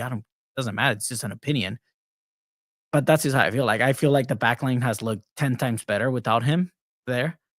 And the one game that he is there is like he just puts a team in the biggest, like worst positioning that they could ever be in the whole season. You're not saying anything that's wrong, and I actually agree with you because with body language here in this moment, I don't also like. You're my center back. Don't be joking about it. As soon as you see the red, at least argue it a little bit. Mhm. Like he came up and is like this, like he's when he smiles, like, what do you mean? Like he's pulling my jersey. Should have been a foul on him, on me. But as soon as he takes the red card, he's like, all right, cool, and dips. On the commentary, because I was rewatching this game, like they even made a note, like, yeah, by the time that Chad ref comes over and just uses that voice and blah blah blah blah, 2 yellow card. The commentary team is like, well, it doesn't even matter. He's not here to receive it. Technically, Reyes should have come back from the tunnel to receive his yellow No, he card. did. He did? Yes. I didn't see that on the They thing. didn't show it, but he had to come back out because the ref went and pointed, no red card, yellow card, then red card. Okay, well, and to exactly that point, at least be on the field for that. If there's a chance that they're going to check VAR for something, I'd take my time. I'd just be there. I'd argue a little bit more. If you're just resigned to you're getting a red card, that's fine. But be mad about it a little bit. Like, And that's what I mean. Like he didn't seem upset. He didn't seem like he cared. But we're talking about the game, not training. I mean, If you're talking about training, again, we can have that discussion here if we want. Like I'm down. Like I'm really curious, boy. Like I mean, dude, like again, it's a game that you start. Like I would feel like you want to take it seriously. And I mean, just seeing him at training, like he jokes around a lot and this and that, and that's completely fine. That's just who he is. Yeah. but I don't know. Like, it's just there's a reason why he's, or at least why else, if your injury wasn't that big, why else are you not getting those minutes? Why else is Mikey just saying like, oh, he's not there, like he's not where we want him to be? Like, to me, it's more of a character thing. Like, okay, like it took him a while to kind of adapt to it and get used to the system and get used to the play style. And now he's ready to get those minutes, and then this happens. I don't think he was injured. And Mikey never confirmed that he's injured. Yes, they posted like, oh, lower body like injury. I think it was more of a trying to get him to get used to everything. Circumstances are weird because he didn't play in the final in the championship game against LA Galaxy when he was there. He got a team there. He was supposed to start, and the visuals aren't the best. But it could be a situation where this guy doesn't care about soccer either, and he maybe didn't want to play. Like, you never know. Anything can happen. Anything is possible. And I mean, again, him not starting at all and not being able to play, and Mikey emphasizing that it's not an injury, just kind of leads me also to believe like, okay, well, maybe it was more of him getting bought into the system. Let's help everybody out here. Let's help everybody out here. George is helping everybody out here. We should have, what should have happened is Reyes should not have started. Maybe a sub in the second half to get into the game. Okay. And I think the question, the instance here is then, you're right. Andres wasn't set up for success. Maybe he wasn't ready. Maybe mentally he wasn't there. Maybe mentally he wanted to make a big impact in the game to make up for the time that he's not there. Hey, I was in Vegas. I was watching the little Caesar's Palace. I didn't know they had a show. There's a little fire show and the Poseidon thing. Did you know that? No. So I was like, I feel like I need to do something, and I did a little video. I'm like, hey guys, blah, blah, blah, blah, blah, blah, blah, like this and this, because whenever I'm not involved, I feel like I need to do something. Yeah. Because I feel bad. Maybe Reyes is like, I need to have an impactful game. I need to make sure that I win this starting spot, that I leave no question, and this is my style, and this is what I do. And he picked up 2 yellow cards. If you want to take that off, right? It wasn't a straight red. It was a second yellow card, which is almost bad because now you're saying you got 2 yellow cards. Yeah, no, it is 2 yellow cards in the first half as opposed to a direct red. Technically, just reckless. Yeah, is essentially that's you can't accumulate. Yeah, you're right. You can't accumulate in the first half, man. Like, if you already got booked early in the first half, be more careful. If you're gonna foul him outside the box. Like, literally, just get it over with. And I think it's those mental moments where, even at game speed, he's just not there, because you make those quick second decisions of like, okay, he's gonna come down, like. Sorry, like, which is it's crazy. It's crazy to see because I remember watching that like semifinal game last year in the MLS, and he was dominant. He was the best player on the field in that game. Like, it's crazy. So I think he's like a good player and has the ability to be a starter for this team. But it's just weird. It's weird that this whole situation is weird. It's definitely something that I'm glad you have this opinion, Chivak, because it's making me think about it in a different way. And I'm not saying he's not a good center back. I think he's a great center back. I think he has the qualities. He has the pace. He has the aggression. He's still a young center back. He's 24 years old. That's still very early for a center back position. The center back position is not as similar as the goalkeeper, but the older you get, the better center back you become because of the experience you gain. So he's still very young. He has a lot of learning. Mikey Vara said it after, like, I asked him, hey, what did you tell him? He's like, tell him I love him, man. You know what? Like, this is going to happen. Like, let's move on. And I completely agree. Like, the team has the right mindset. When I come and question, like, if he's fully bought, and like, it's more of a in the past, right? Like, he didn't play that final because he was quote unquote sick, like 619 Soccer said, and then he hasn't played a single minute till now. Like, I think Mikey Varas is the one person to blame for this game, and I think he took ownership after the game. Like, a good manager will always take ownership of the mistakes that he makes on the team, especially with the lineup and the subs. And I'm glad he kind of like took ownership a little bit. He backs his talk. He backed up why he started those players, and I also respect that. But I think Mikey Varas is the sole person to blame for this result. Gets called. Here we go. Big voice. Continued into the penalty area. The final decision is a penalty. The red card is rescinded, but it is a second yellow and still a red card. However, Jeez, Rick. objection. Hold it. No, yeah. So he I- Andres Reyes had to come back. They didn't show him on camera, but he goes like this, like shows the red card, like sorry, dude, like Yeah. yellow. Hey, red gotta do what I again, gotta do. like, I do like when refs are like a little bit more casual like that. Like I know some people were like, "Oh, it's like serious, you're giving a red card." Like sometimes refs can be a little silly too. Soccer is a silly sport. Like Yeah, it's just a game. Look at Yeah. we got Mekis. There's referees doing push-ups mid-game. Todo lo de Puebla. This weekend. I want to hope for better, but I was so surprised given our style how bad he was on the ball. First game jitters, like he's played, or is this his first start? Because on the broadcast they kept saying is his debut, No, it's but his first minutes as a San Diego FC player. San Diego FC player first minutes, and he had an impact. All right, Wasn't even part of Coachella. he had an impact for sure. So again, like I'm trying to give people outs here. I'm in a generous there was a situation, but substitution like before this too, and Tomas Angel was a sacrifice player for Hamadi Diop to come in. So Yeah. try to create that 4 back line again. Maybe how he should have started, but yeah, I mean against a former team, yeah, maybe why not? And then boom, here you go. guessed it right again. Guessed it right. You know what? CJ is really just. I think he's trying, a really man. good goalkeeper. He's trying. I think he's a really good goalkeeper. He's also only 24 years old. I think that's what I've been most wrong about with San Diego FC. I think all of us, honestly, we all question like the youth, the inexperience starting at the MLS level with this expansion team. But he's done enough to like prove that he is a solid MLS goalkeeper. And look, I'll give San Diego FC this. Like, there was a lot of chances. Charlotte maybe should have put this game to bed in the first half, 3-0, and they probably should have won this game like 6-0.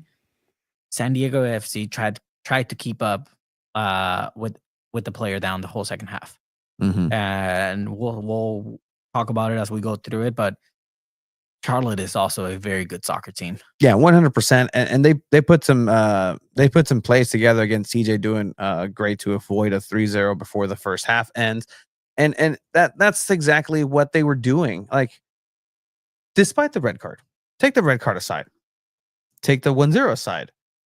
It really felt that even when it was 0-0, even when it was 1-0, 11v11, it felt like San Diego FC was playing 10 men down anyways. I agree. And that's to say, where is Dreyer? Where is Chucky? I get Valakari is kind of in this in-between place of like, okay, well, I was playing up front. I have to rewire my brain. I've also played on the left a little bit. So I'm in the left center mid position, which means I'm right behind Chucky. And that's actually what happens in the foul leading up to the first goal is Valakari fouls in the left wing position. He switches over with Chucky. Chucky returns to his main position, and some back and forth happens from there. But essentially, that's what leads over to the first goal, if you really kind of go back into that. But the spaces that Charlotte is finding, you would think that once you put that substitute, you're going to sacrifice an attacker, at least stop the bleeding. And that's the mentality where, hey, stop the bleeding. It's 2-0. Don't get scored on. Like, don't leave so much space. Like, you're not going to score. Like, it's going to be very hard for you to score, but at least defend better. And I mean, it's always hard because, yes, Mikey Vadas can say all he wants that they're trying to stick to their play style, but when you're men down, you completely just improvise everything. You can't commit to the same play style anymore. You're a man down. You have to change everything. And I think a team always struggles to trying to reshape, especially during the actual half. Like, yes, it's different. You go halftime, you kind of talk about it, and then you go out in the second half. But at least here, like, still at 8 minutes after the 45 minutes to adjust a little bit, and it wasn't pretty. So dueling comments here, looming conversation on Dreyer. Oh, I've talked to Abe about Dreyer. But also, George said on the other side, as I'm saying, the only one I'm seeing trying to pressure is Dreyer. Chucky kind of stays a little back. Tomas was way behind, so we weren't high pressing. I mean, you can't high press with 10 players. Like Yes, but that's just Angel was. I mean, Angel in that LAFC did it when they played at San Diego, right? 100%. You're It's not wrong. possible. You're not wrong. It's possible. It's definitely possible. And when you're down a player, you have to have everything, all sort of game plan is out the window. Yeah. So you have to scratch and claw and defend and make it ugly and make it scrappy. And that's just something that has to come with experience and time, where again, this team is very young, they're very new together. I think there's not that Godoy presence that, you know what, if it was this situation and Godoy's in there, it's 2-0. Godoy would have gotten in there and gotten a yellow card. And you know what, said, you know what? Go for it. Like, if you're going to try to get through this back line, it's going to cost you. It's going to cost you a very strong foul. It's going to cost you something. But I don't think Yepe was allowed to do that because he was holding on too many things. He was making up for Alvarado. He was making up for the lack of Andres Reyes.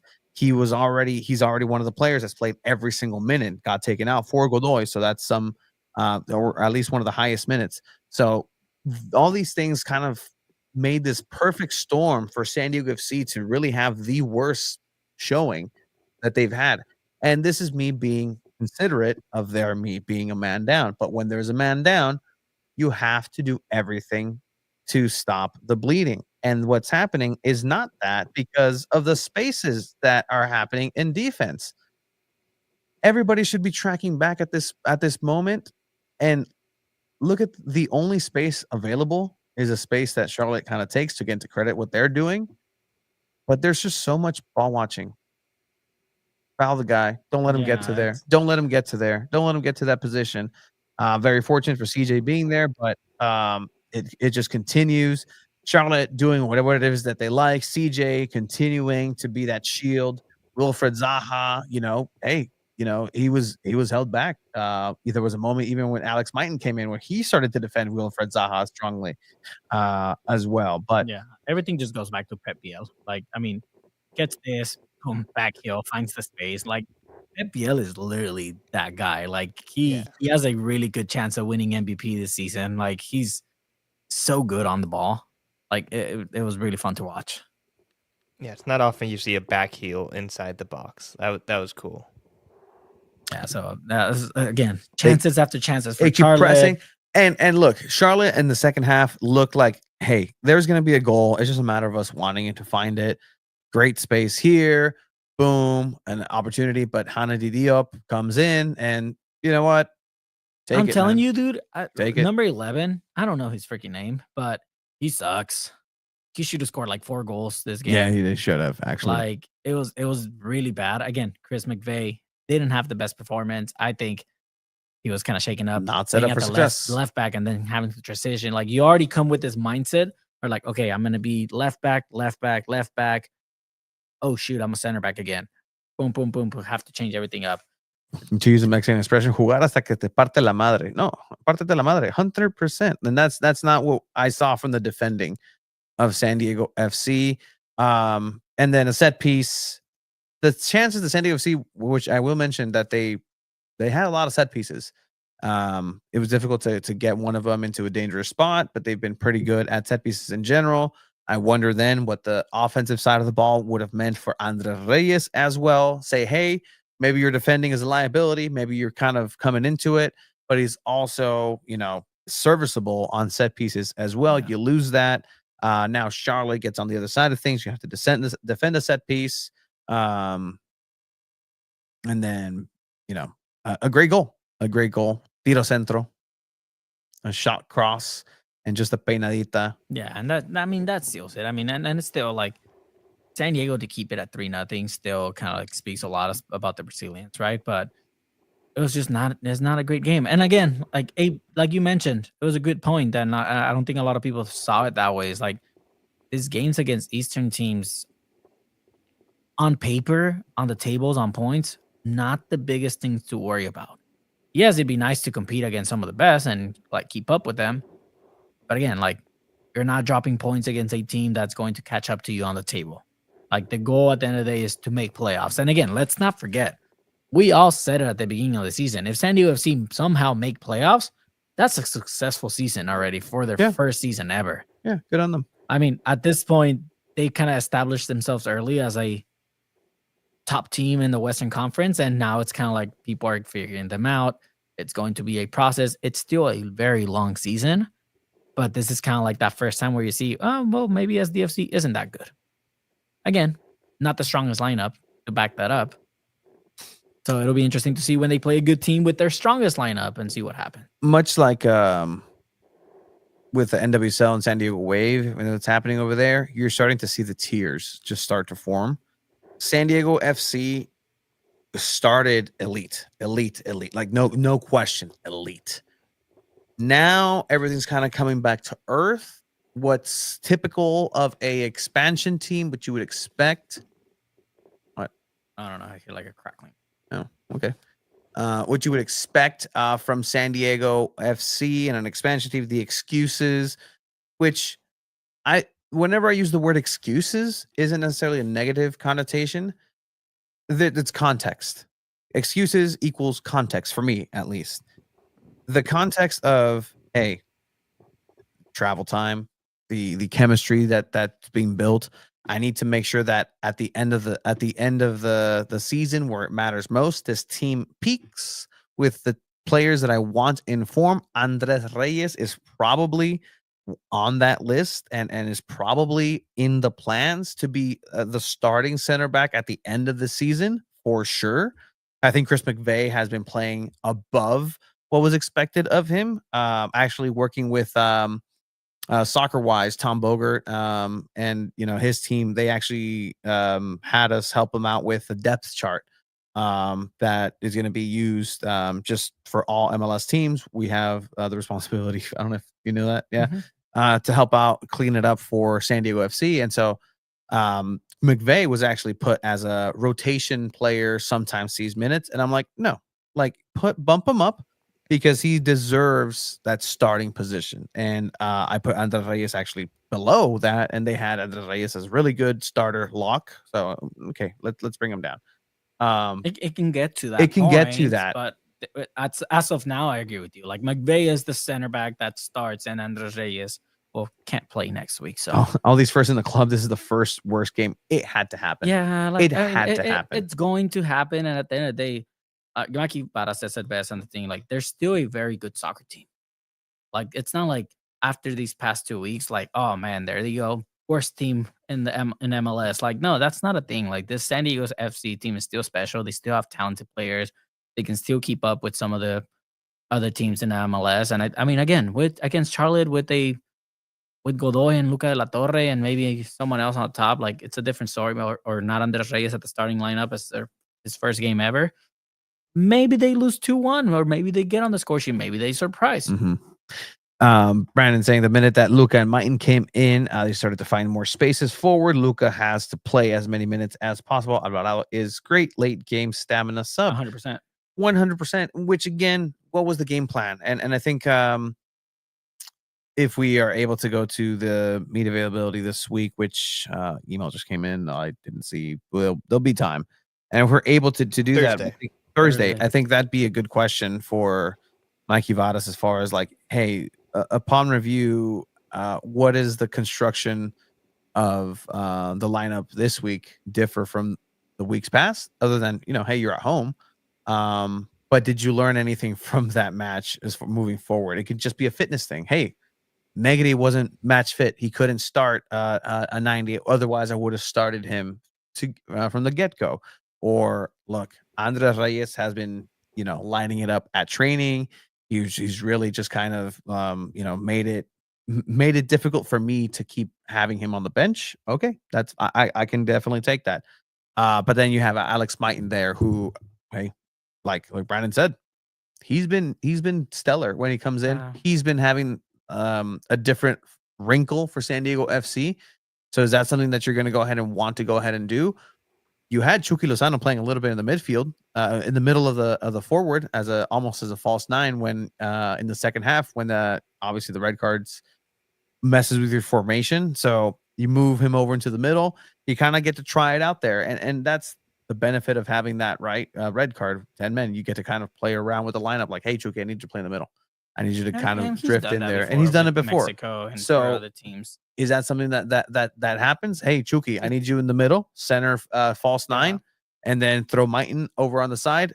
Cool. That worked. Didn't work. Okay, Mighton, bye. Chucky, you're still in here. Tomas Angel, substitute him in, or Valakari, because the midfield already has De La Torre, Godoy, and Sverskov.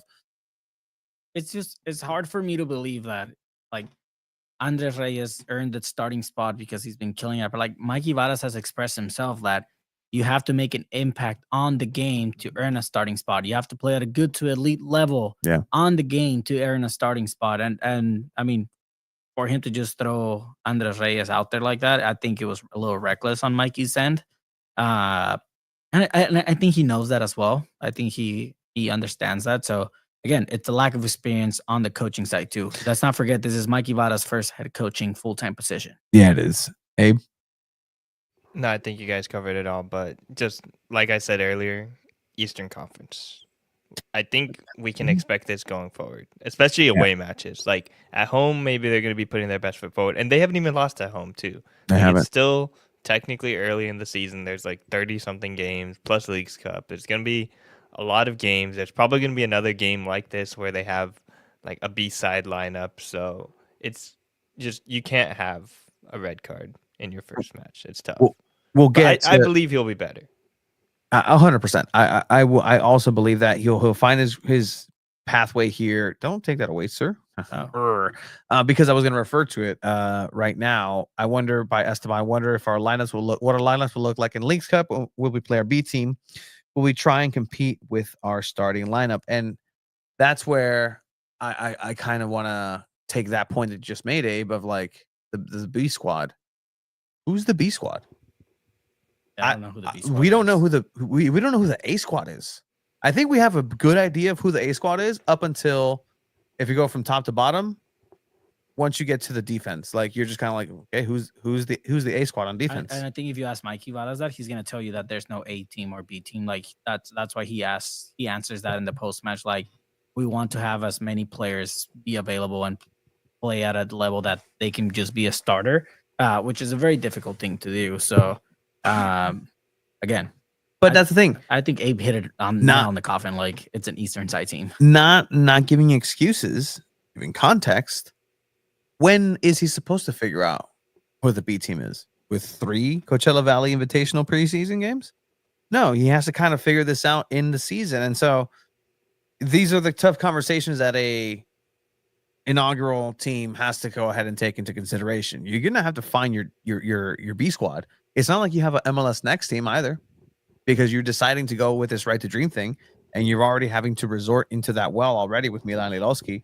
You're having to resort into getting a lot of young talent, where I really think that some of the moves that are happening or have happened maybe were planned for the future. I know for a fact actually they were planned for a little bit later, but the immediacy of the situation, fitness wise, injury wise, made him pull the trigger a little easier here for San Diego FC. But there needs to be time for the B squad, A squad to really just kind of separate itself. You can't put oil and water together and expect it to just separate immediately. It takes time for that to happen. And look, I think Chris McVeigh, hey, for sure, center back. Next week, no option, but that's what you have to do. I think 619 Soccer mentions it here. Like, by the way, 8 games from here to first. Like that's 7 games in May. Yeah. For San Diego FC. It's a lot of games. That is definitely a lot of names. Can I get the hat that says "No excuses, just context"? Hey, there you go. New merch for San Diego FC. Speaking of merch, actually, thank you for throwing that in there. You can go ahead and get yourself this handy dandy San Diego FC, San Diego Punto Futbol hat over on San Diego Punto Futbol /Cantina, where my boy Chiva is going to go ahead and put that image up here in a couple of seconds, because these hats are fantastic. You can support the podcast, what Abe does. You can support what Chiva does. You can support what everybody on this platform of San Diego Punto Futbol does by pre-ordering one of these awesome hats in different colors. We have sold out of the baby blue color. So thank you everybody who's already pre-ordered that. You can check it out, like I said, at San Diego Punto Futbol Cantina. Abe. I was putting a period on your point. I thought it was a great ad, great promotion. I'm excited. I need to get my hands on one of these hats too. I'm a fan of the black and white. I'm Click on the gonna order guy. one right now. Click on the guy again. That's a guy who knows he's the flyest guy at the party. Like, he's wearing that. Well, that one's sold out for right now. He's wearing that with confidence, with moxie, with look, I am in the know of That's what that soccer in San Diego. Punto Football hat does, gives you confidence. That's a guy who knows about soccer in San Diego. Yeah, That's a he guy does. who listens to Two Balls in a Mic and gets his info from Two Balls in a Mic. That guy can sit down and have a 2-hour conversation on the intricacies and the nuance of San Diego Wave and the differences and the juxtaposition of last year to this year. He could talk to you about why Snapdragon Stadium was so pitiful last season in terms of turf, in terms of grass, in terms of surface, because he listened to San Diego Punto Football's Two Balls and a Mic and got himself the hat. So, period. Snap. Hey, just ordered the. Thank you, Abe. Yeah. Hey, it's Jeff. I saw Abe. Jeff. Abramovitz. Do you guys want to hear from Mikey Vadas post match? Are we really sold out of the navy hat? The light blue one. Go check out La Cantina. It tells you which ones are sold out. Yeah, it's the navy one. Tony doesn't control any of the money. You can just get your thoughts on the match tonight and the result. Yeah, it wasn't a good result, clearly. Anytime you get shut out. Recording in progress. Lose by 3. It's not good. It's two losses in a row. So it's the first time we're facing that. It's not all bad, right? But it definitely wasn't a good performance, and the boys know that. I know that. Our job is to put more complete performances together and win games for the club and for the community. That's on me. So we'll get back to work on Tuesday to make sure we improve. Thank you, Mikey. And just another one. Result aside, you come back home for a 2-game homestand against Salt Lake, someone you already faced, and then you'll go into the next match at home as well. What are the kind of positives you can take away from these 2 road matches? Just looking at the big picture is important.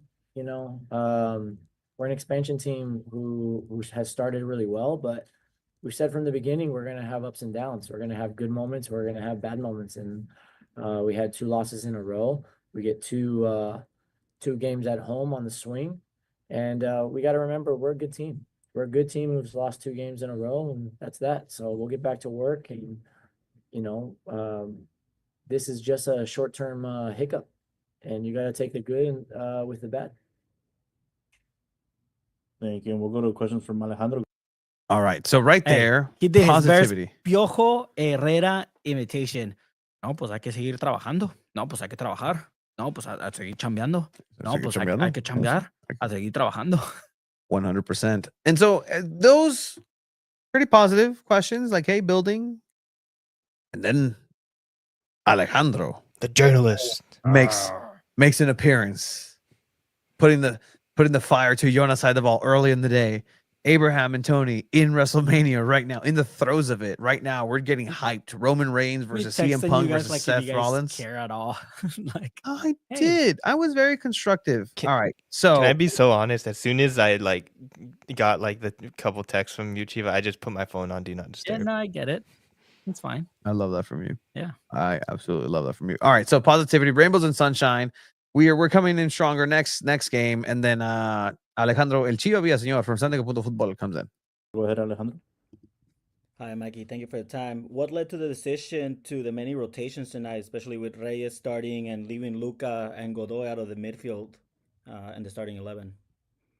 Yeah, one of our goals early from the season has been to make our squad as big as possible, and at the end of the day, we made I made decisions to rotate some of the team because I trust all the guys that we put on the field, and I think that this investment will definitely pay off in the long run. In the short term, somebody could say that it cost us, but starting with the same lineup every weekend also doesn't guarantee you success. So for us, it was very intentional. We believe in Andres Reyes, and he's been working his way back from an injury. And this was a good opportunity for him to come in and start getting rhythm. He didn't get any of those preseason games that the other guys got. We trust him 100%. And at the end of the day, I'm happy that I made that decision. I know that it costs. I know that some people might think that it costs us, but at the end of the day, I'll always go back to you. You never have anything guaranteed in life, and we did this intentionally to make our squad bigger because we trust these guys, and we believe that this will pay off for us in the long run. Thank you, Mikey. Nothing is guaranteed in life. I wouldn't be here. I almost died last year. Nothing is guaranteed. Even if you start your best 11, nothing is guaranteed. That is the most basic answer you could give in that, right? Like when you don't have anything else to say. Like, I'm sorry, but yes, I agree. Nothing is guaranteed. Maybe if you started Luca and Godoy, you would have lost 7-0. You never know. Good point. That's yeah. I mean, thank you.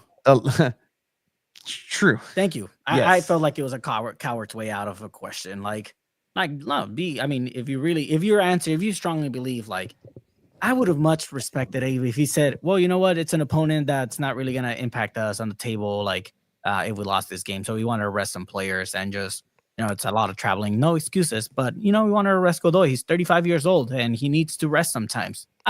Sure. But it did. So nothing's guaranteed, like maybe if we play McVay at the center back and we start Pablo Cisniega, maybe we win the game.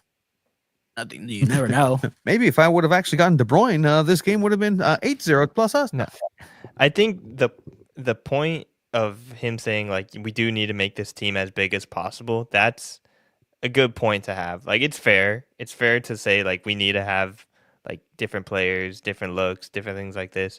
Because like let's say like okay, you know what, we're gonna do first half, second half. Luca Torre, Animal Godoy, they can play the first half. Second half, we're going to sub them off. We're going to bring on Reyes in the second half. And you never know what the score line is. It looks way worse if you do that with substitutions than if you're not doing that like to start the match. So it was a big swing. I think it's important for the expansion team to take big swings like this. Obviously, wrong decision, wrong call. We already like talked about all that, but it's still important when you're going to have such a long season. It contradicts everything he's told us in the past, though. Like he specifically said, players have to earn their spot by making an impact on the game. What has Alvarado done in previous games that stood out to you and said, oh, yeah, Alvarado should get a start? Angel scored a goal and he gets a start. Cool. Valakari scored the first goal in Snapdragon history and for San Diego FC, and then he gets a start, and then again he makes another impact and gets another start. This should have been a game where Valakari doesn't start. He hasn't done anything the past 2 games, not including this one. He hasn't gotten a score. He hasn't scored. He hasn't gotten assists. He hasn't made important passes. I think this was a game for Valakari to go back on the bench and you start someone else in his spot. Again, Mikey Varas, at least he's backing up. Like he's saying, oh yeah, like I'm glad I made that decision. Die on that hill. By all means, go for it. You know what a coach should always do in these situations? As you said, like you like it when coaches take ownership for the losses, right? Another thing a coach should do in post matches is defend the players and take the blame to make sure that the blame doesn't go elsewhere. We've talked about a lot of who should have been on there. The players that were there, though, didn't really make that much of an impact. I can again point to that red card being a moment where everything turns around, but before the red card, there was nothing. San Diego FC brought nothing to the table. There was nothing interesting. There was never a moment where I thought that they were the better team than Charlotte. There was never really a time where I thought, okay, Dreyer's going to go ahead and have one of those games where he's going to demand that respect and the right side is going to be overloaded with defenders. But no, again, they did against Colorado. They did last week. Charlotte just stood still and waited for SDFC to implode, and just that's what the best way to defend that style is if you're playing against a team that just likes the ball. If you're playing a team or player that does, that's very selfish, like old school Neymar, where he's just going to do all these tricks, it's like just let him do it. Eventually, he's just going to run into you. Just be patient. The moment you give into it is the moment he's going to zoom past you and you're going to make his highlight reel. Just be patient. wait for it, wait for it, wait for it. But it also doesn't mean wait for it, wait for it, wait for goal. No, wait for it, wait for it, wait for it. There's nothing for else for me to do. Then I'm going to go ahead and pounce. If I make a mistake, then that's fine. And that's what I go back to that first goal where Andres Reyes should have stepped up and fouled before the shot, before the pass. Let's go. That's how I see things. I get how you see it. I'm still going to It was a great play. And say It was a great play. Pep Biel still played Biel, great, fantastic, quality, excellent, flying everything out of them. Like excellent. I think Pep Biel just dominated them to the point where Andres Reyes didn't even get the chance to foul. Dude, the dude gave an assist with a nutmeg pass. Like Andres Reyes got crapped on there. So and Chucky, is Chucky just gonna have one game? And then like one game every 3 games, and then that's gonna satiate everybody. They're gonna come back. Oh, you mean Chucky's gonna do what he's been doing his whole career? Shocker. Oh, shocker. That's actually rather true. That's actually rather true. I heard on the way back from the airport, the radio station was on 106.5 in Mexican. In Mexican. And I heard 106.5 in La Mexican. Nueva. And so one of the commercials I actually heard was amigos, regresa el San Diego FC. And then like the surrounding, just like it's a typical like Mexican. No, and then like a referee. Beep. Estamos aquí listos cuando San Diego FC enfrenta contra Salt Lake. It's not. But I don't even remember why I brought that up. But Chucky? But okay. Oh, yes, because y aquí está introduciendo la superestrella mexicana, Irving El Chucky Lozano. In the background. Man, where do you rank Chucky in Mexicans legends? I don't even. He's not top 10. He might be 10. No, he's not top 10. Top 10 moments for sure, but Okay, players, moments. Yeah. Okay, players. Yeah. No, moments. okay, that's good. Oh, moments. Yes, top 3. Top 3. Moments. Yes, top 3. Top 3. Yeah, 100%. Yeah, that's the last. Number 1 for me is always going to be Gio Dos Santos' goal against America, against the U.S. Just because I was there live. There's gonna come a moment in my life when we are fortunate to have Chucky sometimes around us, and I'm just gonna say, Chucky. Es un payaso. No way, Chucky. Yes. You were the last goal I legit celebrated. That goal with Mexico Germany. That was the last goal in my life that I just poured everything into. I cannot think of another goal, but like that moment was it's the one goal where I just let go.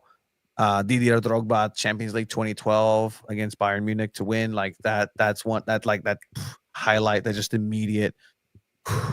The opposite of that, Maxi Rodriguez 2006 Argentina. Literally the opposite feeling. Yeah, no, but I mean, again, we're gonna get to that. Chucky Lozano, again, his whole career, he's never been the star of the team, and he's never been the go-to player. He's always been kind of like an assist to something else. And I mean, yeah, like I love this. George said, forget WrestleMania. Chivas body slamming the 619 and chair smashing tonight, waiting for him to put on the mask. Tony, watch out.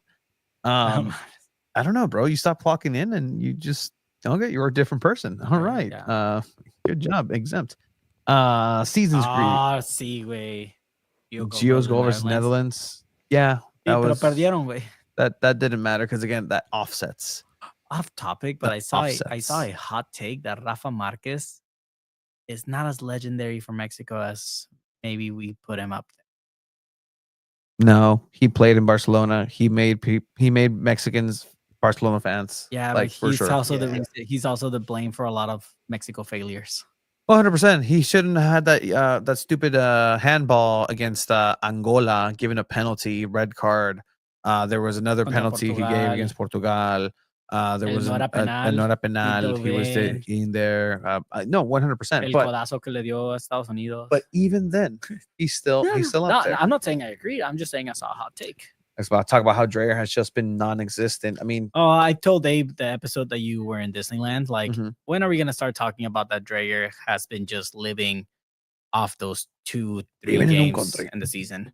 Like, he's still the highest scoring player based on 3 goals that he scored in the first 2 games of the season. Yeah. So don't start turning on your bust alerts yet, but I hope Anders Dreyer not getting No. there. Yeah, no. He will Like not he's still get there. quality. He's still quality, but he needs to make an impact. He still needs to make an impact. All right. You're hitting a couple strides, but then you're just swinging for the fences in a couple of them. So Hey, I'm just saying.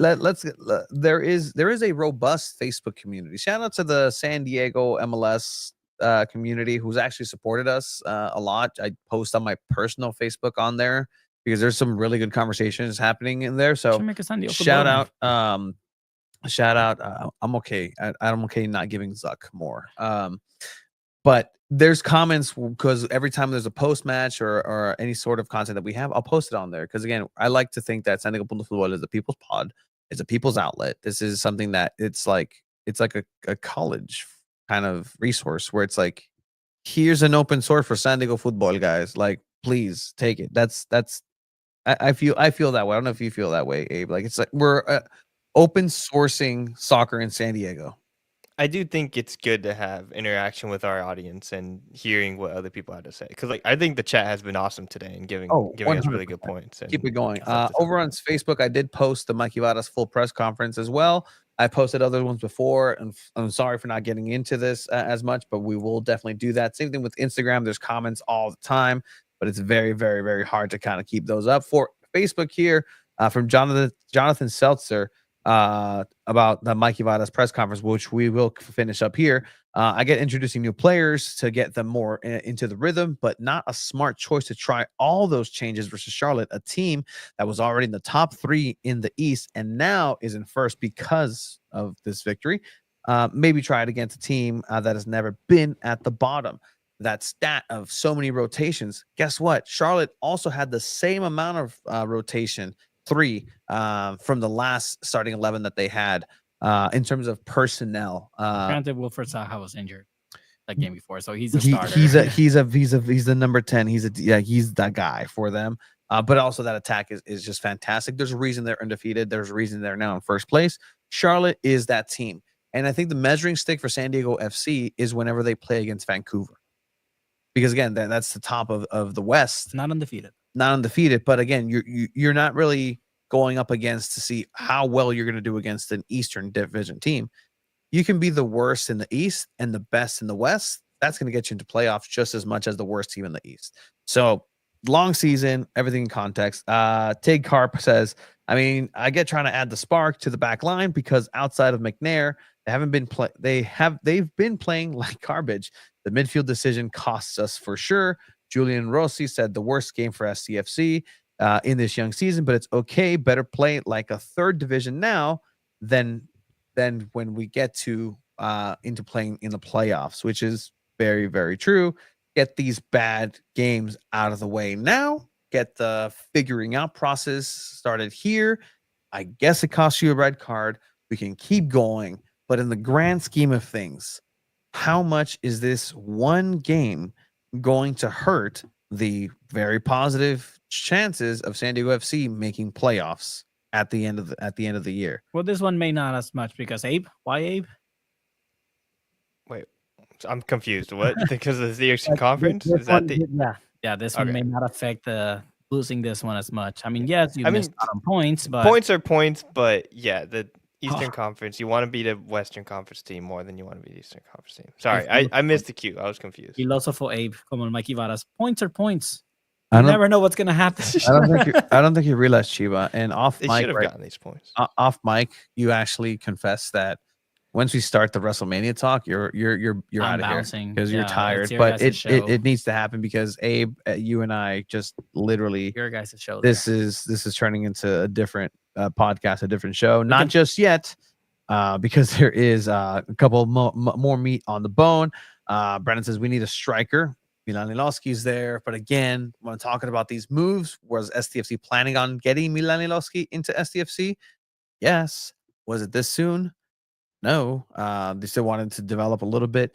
Think about it this way: Milan Lilovski, that his entirety of the time before this current MLS season in FC Northland was already the backup to Marcus Invarston.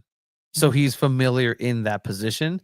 Is he familiar with the right to dream style of play, what they're asking of him in that position? I don't think so. He wasn't getting there as quickly as or maybe he wasn't getting there when they needed him to, but you just need to recall him because it's an easy fix there, easy PR move. I'm hoping that the last two I'm hoping this last two lost games, the players get mad and play better. You would hope. I would hope so. Sergio Ramos would have been a great addition to SDFC. It's all good. For I think what? he has more goals than Anders Dreyer Yeah, right now. yeah, he does. But like, for what? For him to get a red card? No, it's all good. Hey, but he'll score on that same game that he gets a red card, man. Maybe. There's levels. Austin has many rotation as SD did in that game as well. This game has to feel like a punch to the gut to them and get them motivated again. We'll see if that's the type of team this is. We're figuring out who this team is. We're figuring out who these players are.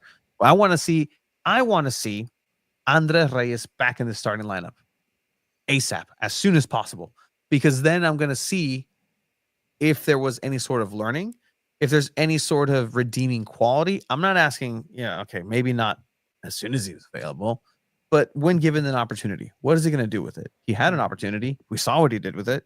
Not good. Not good at all. Will he be able to come back? The best players usually bounce back, adapt, do better.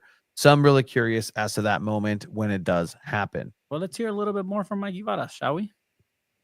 No. And in the topic of Reyes, have you had a conversation with him already? Tough debut with getting a red card. Have you gotten a chance to talk to him yet? Yeah, I spoke to him at halftime. So I told him that I love him and it's all good. And we live and we learn. Thank you. Safe travels home. Thank you. Mike Ibarra's con las rimas. Like, hey, you live and you learn. You never know what's going to happen. She Dr. Seuss. There's it. There's a good Paul McCartney song. It's something you got to live and let live. There's live and let die. And so, you know what? Don't burn. I hate that term. Oh, you got to burn the footage of this one. No, you keep this one and you post it up. You frame this you one. frame this one and you remember. point at like, look, this is now in the Hall of. There's currently 3 games that I would point to San Diego FC needing to never get rid of and learn as much from: Austin, Colorado, and now Charlotte. There are 3 losses. I think I disagree. I think you got to look at the positives more than the negatives, because then when that like fear is weighing down on you, that can just cause more like bad results because you're worried about making a mistake rather than like being optimistic and hopeful, that saying like, look at how freaking awesome we were against LA Galaxy. Look at how much we were able to perform against these like really good teams. Like I would put maybe 1 bad game on the 3 and then 2 really good games. I agree. I mean, you don't have to look at it as fear. You can look at it as motivation too, right? But I agree on that positive outlook. Like, look at the games that you've played really good and know that that's the level you can play at. I mean, let's not forget, like, SDFC has struggled against teams with winning records this season. Very true. Very true. They have struggled against teams who are winners. Who do they lose? They beat Galaxy. Worst team. Everybody's right beating now. everybody. They beat Salt Lake City, who has a 3-0-6 record. They beat Seattle Sounders, who are 3-3-3. They beat LAFC, who don't have a winning record either. So, again, you lost to Colorado, you lost to Austin, you lost to Charlotte, all winning record teams. So, I mean, at one point, you also have to ask and be realistic. Maybe San Diego FC are winning the games they're supposed to win against the teams that aren't as good. And that's a good thing. That just means you're a mid-level team. You're beating teams that suck and you're, competing and struggling against teams that are really good. I still think San Diego FC can compete against anyone.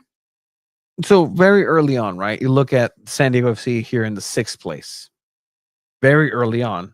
Above them, Colorado. Okay, cool. That makes sense. You lost. Austin, cool. All right, you lost. Portland, you lost in Coachella. But nothing. Yeah, but tampoco. Coachella was literally just foobar at this point. Underneath you beat LAFC. You beat Seattle handedly. Salt Lake is beneath you. St. Louis, you should have won. You tied. You should have won beneath you. LA Galaxy beneath you. So again, the levels and that oil and water situation is starting to form where it makes sense that San Diego FC lives in 6th place. If they can eternally be 6th through 8, they'll be fine. That's it. That's all you got to do. And I think they have what it takes to maintain in that area. Now it's when we're talking about like, okay, can they be upper echelon?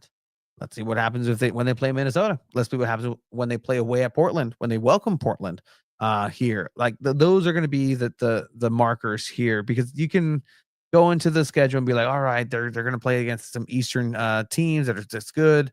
But it's not going to impact this table, as Avis has been alluding to. But it also means that looking down here, whenever you play against Kansas, you better win against Kansas. Houston, they just beat LAFC. So you better beat you better beat Houston. Or if you don't, I mean, that says more about you, I think. You already beat Salt Lake. Do it again. It's also, you also got to remember, like, soccer is a sport where even Galaxy can play San Diego tomorrow and somehow beat San Diego 3-0. Like a team can have a very good day and other teams can have very bad days as well at the same time. So again, it's going to say a lot where San Diego FC halfway through the season, because it's still, I mean, yes, it's 9 weeks in, but it's still very early. Like the season ends in October. Yeah. Like it's still very early to kind of like say where San Diego is. Right now, they're a good team. Are they an elite team? No. So we'll see. Yeah, I saw that too. I like it. Pressure makes diamonds, as 619 Soccer said, and that, you know, that's different coaching styles, right? Like, do you put and you punish, like, look at what you did wrong, look what you did wrong, don't do that again, or look at what we've done right? Like you're living off nostalgia. Look at what we're capable of. Like, that's fine. It's fine. There's a middle ground for both of these things. And hopefully for Mikey Vadas, he can find that here for San Diego FC moving forward, because moving forward, San Diego FC. Is there anything else in that post-match press conference? Anything else? It's Yepe, but I mean, I feel like they always put Captain Yepe when it's a tough match. Which I will commend, because there's a team on the other side of Snapdragon that never does that. And we were asking for Alex Morgan to speak, to say hello to the media at least in her last run, or Dahlkemper or anybody of import, and they just refused to. But hey, throwing the captain out there, it's Captain Sverskov. You can go ahead and check that out. I almost thought San Diego FC was going to throw McNabb out there. Kristen McNabb. But no, San Diego FC, if you want to check out that full post-match press conference and every single post-match press conference available, go ahead and check out San Diego.Football, the website, San Diego.Football, the YouTube channel, the San Diego.Football Instagram, San Diego.Football X, and San Diego.Football Blue Sky. I'm gonna tell you, my Blue Sky folk, Blue Sky needs to get it together with video, or else we can go ahead and engage more on that platform. I would love to do nothing more, but you go ahead and hit us up on any of your desired platforms to check that out. I've been trying to put more wave stuff on Blue Sky, so keep me honest. I'm trying. Blue Sky's just, it's cool. Blue Sky's cool. I need to use it more. It's cool. By the way, with our predictions against Charlotte, Tony and I were wrong. Throw them up there. Oh, okay. And Abe is just a genius. Like, I'm convinced, Abe, you're a wonder boy, because you got it all right. Like, I don't know what else to say, Abe. Like, eres un genio, vato. Oh, thank you. What's the record right now? How many points do I have? I have 7. Right now you're at 1, 2, 3, 4, 5, 6. Oh, there you go. Tony's at 3 and I'm at 2. As of now, I'm walking to Snapdragon. Still a lot of season left to make a comeback. But yeah, Abe predicted a 2-1 win for Charlotte. I thought San Diego would surprise and win, so my mistake there. And Tony predicted a 1-1 draw. Are they going into Liguilla? Cholos? No chance, right? No. Yeah, so all right, procrastinating Puma. Future San Diego FC, this is where it fits. Future San Diego FC opponent, Cholos Quincles de Tijuana, are actually on a good winning streak here. They've won the last 3 games pretty handedly. San Luis, Mazatlan 2-0, and Santos Laguna 4-0. So there's your mention of Cholos. Madre, basura. Future San Diego FC. But yeah, this is how we're at in our match predictions for San Diego FC. Got it. All right.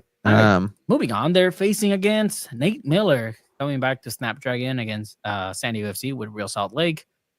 This game is going to be at home this Saturday at 4:30 p.m. Not a 7:30 p.m. game. Don't forget that. Shit. This is a team that they've beat already in Salt Lake City. So I don't know. What do you guys think about this game? I think it's going to be a chance for San Diego FC to right the ship, and I think that's what they do. They circle the wagons. They come back home. They have a great offensive performance. Chucky Lozano dazzles like when he's on, and people get pumped up. There's a real hometown advantage, right? And not necessarily to say and given to the marketing aspect of everything that they've done poorly or well. Salt Lake City's also coming on a two game loss streak. They got a red card last week as well. They lost to Toronto, and then they lost to Nashville 2-1. So both teams coming into this week with the hopes of getting some points. Damn it. SDFC and Wave have the same start times. Yeah, they do. Wave is away. Damn. They both start at 4:30. Though Diego Luna is very true. Diego Luna is not available for Real Salt Lake, which is a definite blow. It's a big win for San Diego. Big win because that guy's a disruptor in every sense of the word. Yeah, he's good. Won't be a snap this weekend, but I think SDFC will win 2-0 against Real Salt Lake. I agree with Esteban. That's my prediction. 2-0 victory for San Diego FC. Diego Luna was the main catalyst behind any danger in that match against Real Salt Lake. So without him, I don't think Real Salt Lake provides much of a issue. I do think Mikey Vadas learned from that game, and I think he's going to put his best possible 11 in this match. I think San Diego FC is going to come out and win 3-1. All right. I like that. Funny. I'm going to go ahead and say San Diego FC is able to be successful, and they are going to go ahead and get a 2-1. That's Wave SDFC, same time frame, same everything. Let's mirror it. Okay. I'm playing the numbers game. One of us should land. But all right, we have 2-0, 2-0, procrastinating Pulma, calling it here, 3-0 by Jeremy. So that's very positive on everybody's end. Real Salt Lake coming in. We all said the same predictions for Wave and San Diego FC actually. Did I we said really? 3-1 for both. Abe said 2-0 for both, and you said 2-1 for both. All right, here we go. There's a chance there. I'm definitely predicting win, but there's a chance there's a draw here too because that offense still needs to like click right now. San Diego FC they did not click in those last two matches, so I think there's a chance for a draw, but most likely a win. Can I throw something out there? Not just because I'm in last place. If you guys are down, if you guys are not, that's fine. This is the first time that we're doing predictions that all of us are predicting the same result for both Wave and San Diego FC. Okay. How about if you get both predictions right, like your score line is correct on both, you get double points. No. It's, you know how hard that is for, like, that means you would need a 2-0 win for Wave and a 2-0 win for San Diego FC, Abe, and you double your points. Like you would go here from 8. See, this is why it's healthy for you and I to have gone to Vegas, Abe. Yeah. Because that's a gambling addict that just spoke to us. No, it's an interesting wager. Like it's a guy that's losing trying to get back. Benefits everyone. No, not Abe. He's in first place. It doesn't benefit anybody but you. Last place. Okay, but if he gets it right, he just extends his lead even more. See? Yeah, but you also predicted similar results as I did. So yes, Abe. Come on, Abe. No. You have nothing to lose here. No. He has everything to lose. No, he doesn't. He can go from a 3-point lead from you right now to a 8-point lead if he gets it right. Oh, geez, Jeff, you're the exact same. That's you type very of true, gambler, Jeff. Losers and liars. Can you be both? Yeah, you can. You can. Hey, good with you. You can lose and lie. No, I mean, you lie about how much you lost. When you lose in money and gambling, you never tell anyone exactly how much you lose. Yeah. You always make it a little less. Another thumping. Yeah, you really. Damn, dude. You really think I lost $40, Fo? I lost like 160. Way. That means 250. Oh, okay. So, Abe, did you win? I did win. Oh, you won. What'd you play? Blackjack Well, it took me forever in blackjack to like get back to normal. I lost mostly in blackjack, You're came back to scaredy cat. normal. You're a No. scaredy cat. I then think played craps and like won way too much and Oh. was like, and then it disappeared so fast. Like craps is, Yeah. I barely understand it. I And roll then sevens all I the time. made I'll some stay away pretty, from that. I made like an easy like $100 playing roulette on accident too. So how much were the spoils? Just 150. Okay. So I just want to say that we trained you for blackjack. So You did. we He was at the some blackjack of the table cut. for 4 hours. Dude, it was cool conversation too. There's a Korean dude, shout out Henry. He was just sitting there with me. We were just talking. I'm like the same age as his son, I think, so that's why he was talking to me so much. But it was nice. Nice fun. Tony told me he's scared of like messing up the table. Oh in yeah, no, Vegas. I'm scared I'm petrified of messing a table up and hitting in the Yeah. wrong place. Oh, definitely, me too. Which is why I like it when it's not that many people or it's someone that's not taking it as seriously. Because some people are just there with the scowl on their face the whole time. Like, calm down, Some man. people are there counting cards. Oh. Yeah. Mess up their count. All right. We have our predictions. San Diego FC plays. Also, we want to go ahead and welcome, because this is going to be the first time I'm bringing it back. Some of you guys have been asking. Some of you guys have been wondering, hey, Tony, I see you do these post matches, this and this and this. They're coming back. We're going to start a little bit more in terms of home games being post matches, with a show dedicated to that, because just logistical things going on and happening. However, I will go ahead and have a post-match show immediately after the press conference for San Diego FC. But starting with this home match, we have the green light, because thank you, San Diego FC. Thank you, Snapdragon Stadium. As of this next game, we're going to do this trial version. We're going to go ahead and begin to have live post-game matches for San Diego FC from Snapdragon Stadium at the Toyota Terrace. We're going to go ahead and just do it right then and there. We'll do the setup and go from there. Because, again, like getting back here from there, Snapdragon Stadium, it takes time. Even if And with I'm traffic. finished like asking the questions, the traffic can get out. Like I want to get people as soon as they're out, like as soon as they feel hot or some sort of way, or like yeah, or boo, or whatever it is. Post match will be happening here on San Diego Punto Football immediately after the press It is going to conference. be an interesting, like you said, trial with that, because I mean, when you did it after, yes, it's still tiring, and thank you for doing that and driving back and doing it. But then I also feel like people get home during that time and they can tune in. It'll be interesting to see how many people actually are able to tune in Yeah. right after. Yeah. I'm excited for that. Yeah, you're stuck in traffic. It Listen to helps us. out that this game ends at 6:30 p.m. 100%. Gracias. Yeah. And genuinely, like one of my favorite things after Padres games is to like listen to the post match stuff. Like if especially when you go to a game, like you can hear the calls, you hear like different things that other people might have seen. Like because you're sitting in a weird place. Like if you're sitting in the supporters section, you're probably not getting the absolute best views. So like having a post match is always like really cool. And just anyone out there that wants to like get their emotion out, their takes, their thoughts, Tony's gonna be there to listen. Yeah, 100%. And we'll go ahead and have your comments, your thoughts as well. Like, again, this is why this comment section is fantastic. This little community is great. Spread the word. The people who are here, Cody, appreciate you. 609, Jeff, Esteban, procrastinating. Like, you guys are A1s, George, Swinging Friar, everybody who joins us, playback on San Diego Wave, on everything. Brandon, who he was the one that put the ball for San Diego Wave the other day, like their version of the flow ceremony. And I'm like, that's cool. I want to believe we had something to do with that, because San Diego Wave and Brandon and the Baller crew and Esteban came together during the absolute robbery of Oye, ya regresa esa madre. the Oh, by the way, green light for next year. we're doing it again. Not He's there. the boss now. That's why. We're He's doing got- the Ryan YMCA. All right. Well, Green light.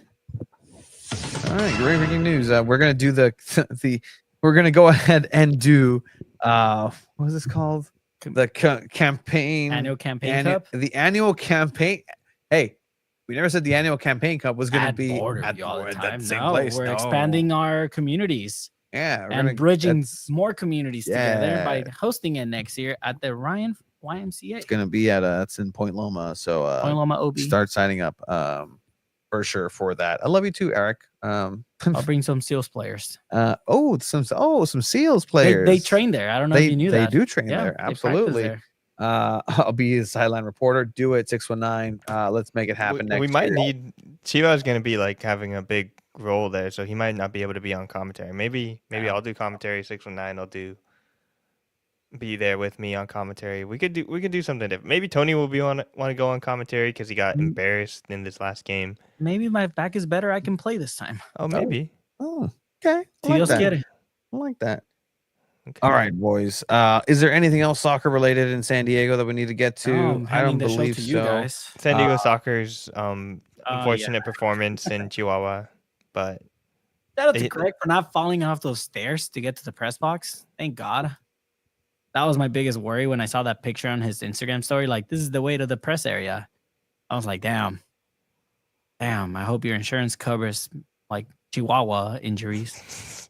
I'm looking for like I don't even know if my highlight guy has done it. Like, no, he hasn't done it. It's just the actual game, but like my highlight guy. Damn. Yeah, no, we have like San Diego San Diego Punto Football hosts is the host of San Diego Punto Football's very own Soccer's Overtime, where Craig Elston and I talk about everything soccer, San Diego Soccer. Are you guys doing a Soccer's Overtime tomorrow? Yes, we are. Oh, and this is why I'm saying, hey, I'm plugging that now because I don't really want it to get to the place where we actually were because look at this shit. Like, so San Diego Soccer's okay. The San Diego Soccer's had to go. Sorry, Chiba. The arena is shorter too, right? The arena is 60% the size. The Corner Sport Arena, this tiny arena is 60% the size of a traditional indoor soccer field. That's Pachanga. That's front wave. Like, it's a small field. Like, it's still regulated. Like, it's whatever. But Chihuahua was the first place team the whole time. So then, therefore, they get to be the hosts. So do better in the regular season soccer's, period. That way, this game would have ended at Front Wave Arena. San Diego Soccer's need to win best out of 3. Their first one at Front Wave Arena, they won against the current reigning defending back-to-back Bicampeon champions, Chihuahua Savage. The Soccers beat them. Great. They go undefeated at home. Nobody beats them this year at Front Wave Arena. Great.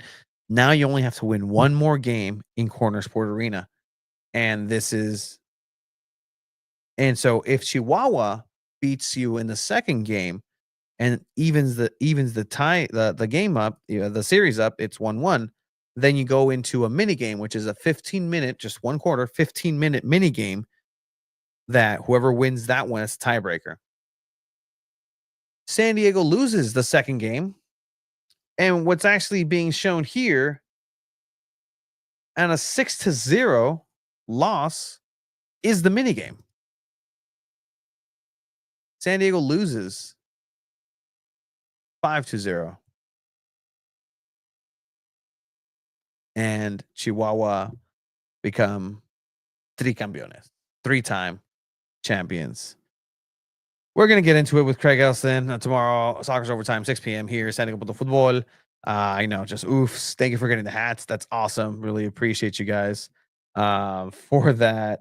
Stairs. Ladder. Very generous to call them stairs. Yeah, and it was a death trap. But that is the reality. San Diego Punto Football, San Diego Soccer, San Diego everything soccer. Ouch. Very tough away matches for San Diego men's teams. Yeah. But San Diego Wave got it done. So with that, thank you guys for joining. I'll see you guys. How am I going to do this? I'll just do this. You hear the music, Gabe? Yeah. Yeah, cool. All right. Sounds good. I'll see you guys later and bye. Cool. So that ended the recording for the audio. Chiva, you're good to go. Bye, Have Chiva. a good one. ¿La quieres quedar la semana? Sure, probably because I need to do the post match. You'll see the exit strategy of Chiva. This is what typically happens. I say bye. out. Like it's Chiba just starts like throwing stuff, and he starts being belligerent. He has to go find his car, wherever he parked it. takes one last shot for the road. Takes 100%. I do not condone drinking and driving, but here Cracks we a cold are. one. Yeah, it's you know what? You would think it's a cold one, but it's absolutely just a warm one. Like it's not good. All right, so we're here. I'll put you on my side. This is fine because it looks like I'm looking at you. Hi Abe, as we say goodbye to Chiba. So we'll leave the stream on here on a bit.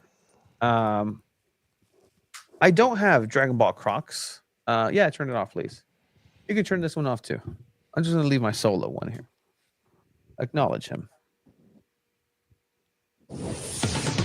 Sending up with the football's real great of the week is the 17-time champion John Cena, who climbed up all the way and conquered the mountain that was WrestleMania and beating Cody Rhodes. I appreciate what Cena has done, but it's so out of, like, maybe it's just the kid in me that just still refuses to believe that he can be bad. I think that's what it is. He was because I just cannot, like, the character just doesn't work for me. Like, just walking, and then Travis Scott, like, it doesn't work, man. That's not who he is. That's not who he's ever been. That's not the 16th. This is the first time, really. It's not 17-time champion. This is a different man. This is a different person, okay? This person doesn't exist. This is a new person. This is something that's like in this bizarro zone, okay? Hell did freeze over, okay? John Cena's heel. That shouldn't be a thing, man. It's so weird. And it was a weird ending. Like, it was obviously the experience itself, dude. Like, it was so cool. I am absolutely ruined for live events. What's ruined for live events? Me. I am ruined for live events. I was around, like, the group I was with, they're very casual, like very, very casual, like haven't watched since like Hulk Hogan and Randy Savage days, casual. Mhm. So it was a much different experience. I kind of was like explaining some stuff, and they're like, "What? Like, why does that guy have a championship? Who is that guy? Why does he have everyone singing his song? Like, oh, that's Joe Hendry." Like, it was a lot of like weird stuff like that. But there was that first night was just so cool, and everyone, like, that's the type of like closing main event that just is insane and super awesome, because like the like, what's it called, person I was with was like, he was like not really into it all, super quiet, and then by the end he's like, oh man, I think he's gonna give the chair to Roman Reigns. Like, he was like, he cared all of a sudden. I think that's just what's so cool about like the nonsense, the soap opera, the everything. I got this cool I was there. I got that one too. You got it too? Hell And yeah. I got this hoodie. This zip up. Sorry, I don't know what it's called. Hell yeah. It's tough. It's like a medium. I think I'm like a large now. No, medium. WWE runs small. So I did you get one? The souvenir cups? I did find one. Yeah, I did find one. Shout out to Allegiant, because souvenir cups, free refills. I did my trick where, because I was doing the shakes for so long, did you just wrestler put your hoodie down? Yeah. Cool.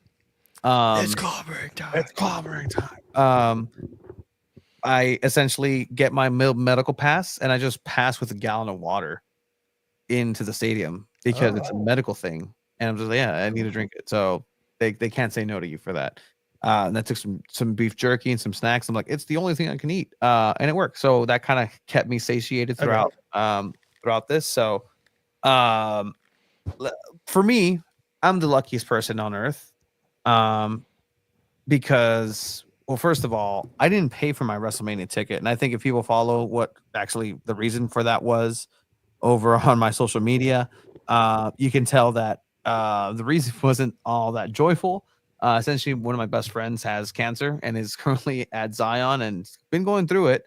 And he was, he was like, we've talked about it for years, for over 15 years, about like, hey, we're going to go to WrestleMania one day and we're going to make it happen. And it didn't happen at SoFi, but this is the year where he was gonna finally go, and I was like, oh, that's awesome, dude. Like let's go. Like I can't believe it's happening, and essentially he's now getting through this, and he asked me to take a sign over and essentially take him with me throughout. And so I'll be dropping some really cool pictures, and it's weird because it was just me, and I got to be as me as I've ever been. I've never been myself as much as I was this last weekend. um I wish I could have experienced it with everybody else. I FaceTimed people that I'm like, hey man, I you see you around people that like don't know you, and you thrive in these experiences. I'm really glad you got to do this because like I've seen you just like people come up to you, you go up to people you don't know, and it's just I can just imagine how cool that was for you. So first night I get there and it's a solo ticket, right? Yeah. And so I'm like, I don't know where I'm gonna be at. It's my first time over in Snapdragon at Allegiant Stadium. It's a cool Great stadium, venue. honestly. I like it better more than SoFi. Is it gonna play? All right, I'll just take you through this like little visual. Okay. Because this is the video that I sent my guy, because I'm like, hey, I'm taking you through WrestleMania, right? So Okay. if you've never been to Allegiant And Stadium, which real quick, you're gonna take him to Survivor Series too when it's here in Petco. I think that's a promise you should make to him. insert, and this is why I am who I am, and this is a joke that he would laugh too, so you're allowed to laugh, Abe. Let's just hope he's a survivor first to then take him to Survivor Series. There's no point, if he doesn't make it. Like, if he's not it's an exclusive event for survivors. If you kind of get my drift. Physically, he cannot go if he's not a survivor into the series. Just know somewhere he's laughing at that, and I'll tell him that to his face. And this is what's been bringing him joy. So before you're like, that's terrible. It is, but that's the type of humor that we enjoy. So yeah, I can't. I believe in your friend. I'm showing praying for from him, you, yeah. Abe. Yeah, you take him to Survivor Series. Well, let him survive first, dude. Jeez. My belt got inspected day 2. They were like, "We need to inspect your belt." I was like, "Sure, dude." Like that's fine. It's like so many people have them. I wonder what happened that they had to like expect. something happened day 1. Let's see, and we'll get to all these questions. And if you have any memories, if you watched WrestleMania, like that's fine. Like it's great. Like let us know what you thought of everything your WrestleMania experience. Tony, are the belts a good purchase? This is the plastic one, which is fine. I think for show, yeah. Like the thing that I regret is that I lost all that weight, and you saw it when it fit for the first time. I'm gaining a little bit of weight just because that's what water weight does, and it doesn't fit anymore. I was like, damn it. Which is fine. But again, everybody was so positive. Everybody was so like cordial. There's not a negative person here. Even if you're negative, you're just cheering against Cody Rhodes and You John like Cena. paid too much to be negative and have a bad experience, right? Like Yeah. everyone's there and they like know this is what they're nerdy about. Like people are like embarrassed to like talk about this outside of situations like this. So when everyone around you is like just as nerdy about it, it's so cool.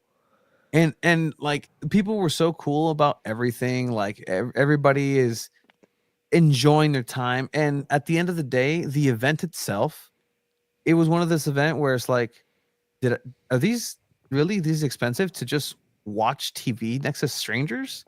Because you're so far away that there's a shot here that you'll see like how far away it actually is. They're so far away that you just kind of seen like two little dots go at it. And from there, like I brought my binoculars. I brought my binoculars too. Pro move. Thanks, Abe. Thanks to you, actually. So I was fine in those moments, but I'm mostly stuck watching the action like on the screen on top. I just catch myself doing that. Yeah, me too. Because what's being shown on the screen is the story that they want to tell you. Mm-hmm. The only time I think most of the time I'm like trying to looking at the screen, but anytime there was like a from the top rope move, like a high spot, any sort of move where there's a jumping thing that's happening, it looks so much cooler in person because you on TV they make it look like it happens so often, like you're used to it. But when it's like you see it in this humongous stadium, it's like, geez, that's freaking crazy air. Like, Eel Sky is like insane. Like that's it. It becomes so cool. And it's the best feeling just to see. And like you see people coming up to you and like, hey, can my kid hold your belt? Yes, dude. Of course. Yes. And then there's people offering belts like, hey, I got this belt. You want to hold it? And I'll be like, dude, hell yeah. Like, please let me hold that. Let me look through some of this. I'm gonna throw it up on here. But how crunk did you get? Like drinking wise, not really. I had like 1 beer, 2 beers. That's not bad I because didn't. they were $20 a beer. Yeah, that part of that, but also I knew like I needed to like remember all this. Like I even after I just like wrote in my notes app like everything every little detail that I was remembering or thought of or was thought was cool, thought wasn't cool. So I I wanted to like be completely there, you know? Oh, I'm gonna show my pal Matthias, who again came over from Germany. And I asked him, and we had so many good conversations because he was a smart fan like me. And so he pays attention. He pays attention to the sheets. He pays attention to like the storylines, the realness of the wrestling event. And you would call him a mark, but like to have I almost fell right there. Have a good conversation with somebody who can keep up and really appreciate the art of it was such a blessing, which I was going to be down for whatever happened.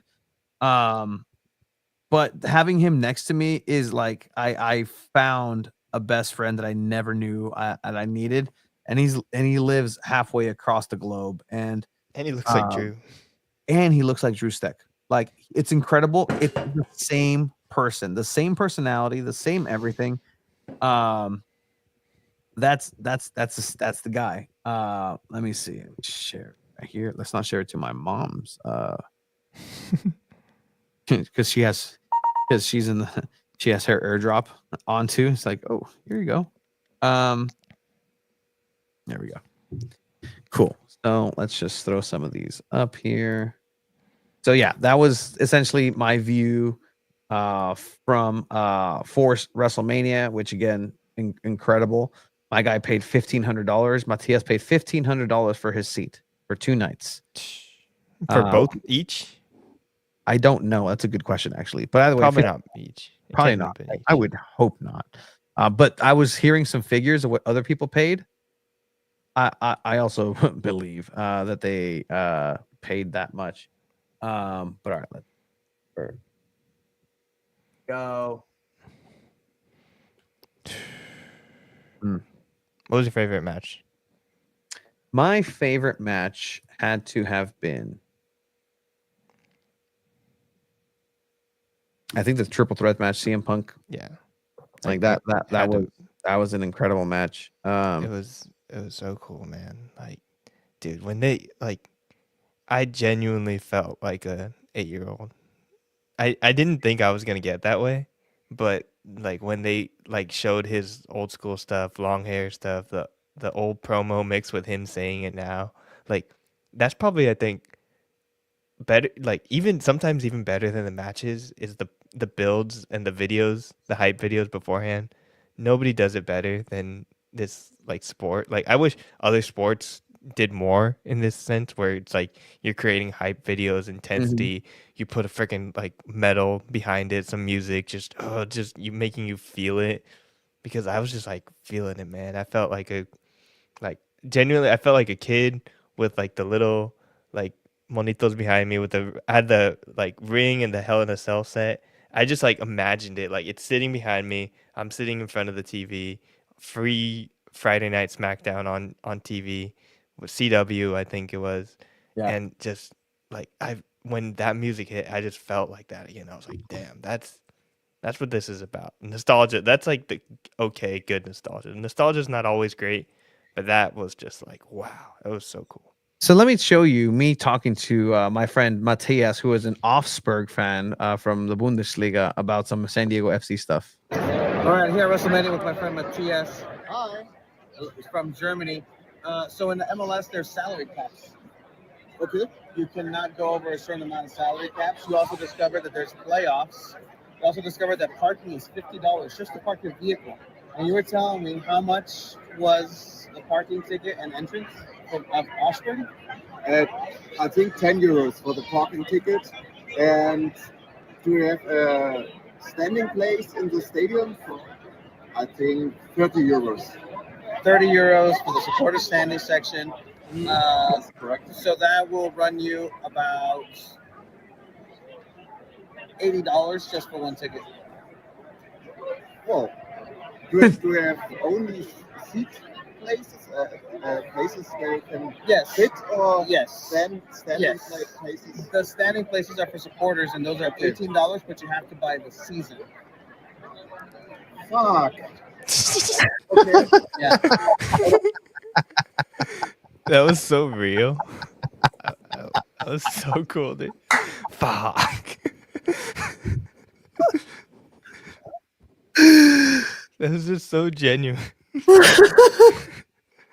Dude, American sports suck sometimes, man. $50 for parking. That's evil. We're evil. Fuck. Okay. Yeah. And the season tickets are only for the season, not for the playoffs, I think. Correct. Oh. Yes. Wow. Well, sounds crazy. It is. Thank Expensive. you. It is very expensive. Thank you, Matthias. Enjoy WrestleMania night too. Already very much in the sauce at that point. Myself. There's so many memories. Like it's dude. Like that's why I took notes, because I was like, I can't forget a lot of this stuff. Like, look at that. You guys enjoying himself. What's happening? Just the purest smile. Is that that's triple threat. I hear Seth Rollins. I don't believe that somebody just kicked out.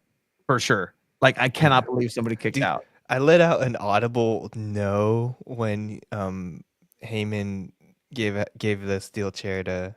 Spoilers, by the way, I guess. Oh yeah, sorry, spoilers, everyone. But I forget which one I let out the audible no. I think when he turned on Roman, I let out an audible like no, like it just came out of like I knew it was coming. Like it was pretty obvious. They telegraphed it a little bit too much. Honestly, I thought it would have been way cooler if they didn't like hint at it for these like upcoming, like all this whole build up. Like they could have just played it like Rollins hates Heyman this whole time, and then done the twist, and it would have been like even more dramatically satisfying. It's Monday morning quarterback, but they're just like some little things that I think they could have like built better, you know?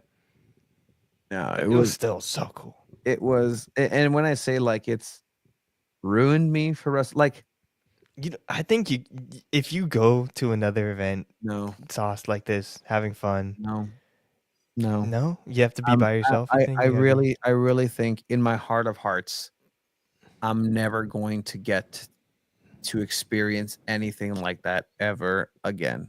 And that's just me being real about like how awesome this was, let alone the cars, just like literally the positivity that was there. Going so there's the guys that are like, you know, the Westboro Baptist Church are like, it just happened to be Easter weekend too. Like, you guys gotta go to hell. You gotta go and burn. You gotta do venerating icons that aren't Jesus Christ. Like, you know, just screaming at people walking. And yeah, that happens in a lot of sports. I was in such a good mood. Like, I walked to I was walking to the stadium as they were screaming this, and everybody's giving him shit, man. Everybody like being negative because obviously making fun of it, like, and making fun of them. And I'm just like, I would be joining them and saying even worse things about how dumb these people look. I walked up and just walked by everybody. And as I walked by, I'm like, hey man, happy Easter. Hey man, happy Easter. Like everybody needs a positive moment. There was just kids there and like getting memories. And I saw videos of the like one chant? of those guys, and they did what to him? What? Dude, also, I've never experienced that live, like a what chant with Stone Cold before there. then. The glass breaking. We were just sitting there waiting for something. Like, we're like, what? There's Yeah. only one match left. Okay, John Cena's coming. It's early, yeah. Dun, dun, dun, dun, dun, dun. I could not have gotten up quicker. And I was doing way too much like fantasy booking in my head too when that happened, because I was like, oh my gosh, Stone Cold is here. You know who's coming out next? It's gonna be The Rock. Holy shit! You know, that's what's happening in my head. But obviously, it didn't happen. He freaking ended up driving the quad into someone, which is kind of crazy. But Stone Cold is like, I don't know. I was telling like the people I was like, I don't think there's ever gonna be someone as over as Stone Cold. Like Hulk Hogan was big, but no one was being as loud as they will be for Stone Cold. Stone Cold's the man, dude. Like, dude, I was waiting for The Rock because like that's my guy. But when Steve Austin just that glass shattering moment is incredible. And I mean, I'm skipping everywhere. Io Sky opening match with Bianca Belair and Rhea Ripley was phenomenal. Like, probably best match night too, right? Yeah. I think so, just from a pure match standpoint, yes. But then like the moment that everybody witnessed, history. Please play. Why aren't you playing my videos? What is? I can't tell if this is the Cena or is this Dom? Oh, this is definitely Cena. Dude, I don't care. I'm just too. I was too into it. I was too much of a kid for his come up. I think because it just like coming out with just the name too, like the basic font. I get it, but wrestling. What? He's ruining wrestling. That's what he told you he was going to do. Ruin wrestling. What's They're trying to say that, but like The Rock wasn't involved, man. What where is he? Where the fuck is he, dude? He's supposed to, like, you can't involve yourself and then just not be involved in the story, and then involve yourself later and be like, look, we were building to this. Like, I don't think so. I thought they were lacking in that sense. And then the match itself was like pretty slow, and he's like getting cheered too when he's supposed to be a heel. Like Cody was not like, the reaction was so weird. People were telling him thank you. I saw like the video today too, where people are like, we're sorry. And it's gonna be weird as he's like, because all of John Cena's career, people have been freaking booing him, and now all of a sudden he's gonna be cheered like a maniac. It's Cena told no lies though. He hasn't told a single lie this whole time, Abe. He is really like about it. Like he was feeling it. Like he hasn't said anything about The Rock though. That's the dude who gave him the order. Why would he say something about The Rock? That's the big boss. That's the guy that put him in there. That's the guy he had to align. Did you see what happened tonight, by the way? A little bit. I tried to watch live and then I didn't. They're going for Randy versus Cena next. I think that's what happened. It was RKO. You know what? Just strap on the rocket. Let's go. I'm down. I know. Part of me thinks they didn't need the title for it this early on, or maybe at WrestleMania. Like, they could have done. What if they did Randy versus Cena at this WrestleMania instead of Cody versus Cena, and we had Cody versus Reigns as the rematch in the trilogy? That would have been cool. I don't. That would have been very, very, very cool. I read that article that like Reigns did with like Vanity Fair, and he was like talking about how they have to let that one breathe, which I understand. There has to be an end to that trilogy. They need to have a final match at WrestleMania, but it's tough. You could have had Cena versus Punk. I mean, I assume they're gonna do all of this too. Like they're gonna have Cena versus Randy. They're gonna have Cena versus Punk, which Cena versus Punk at Money in the Bank.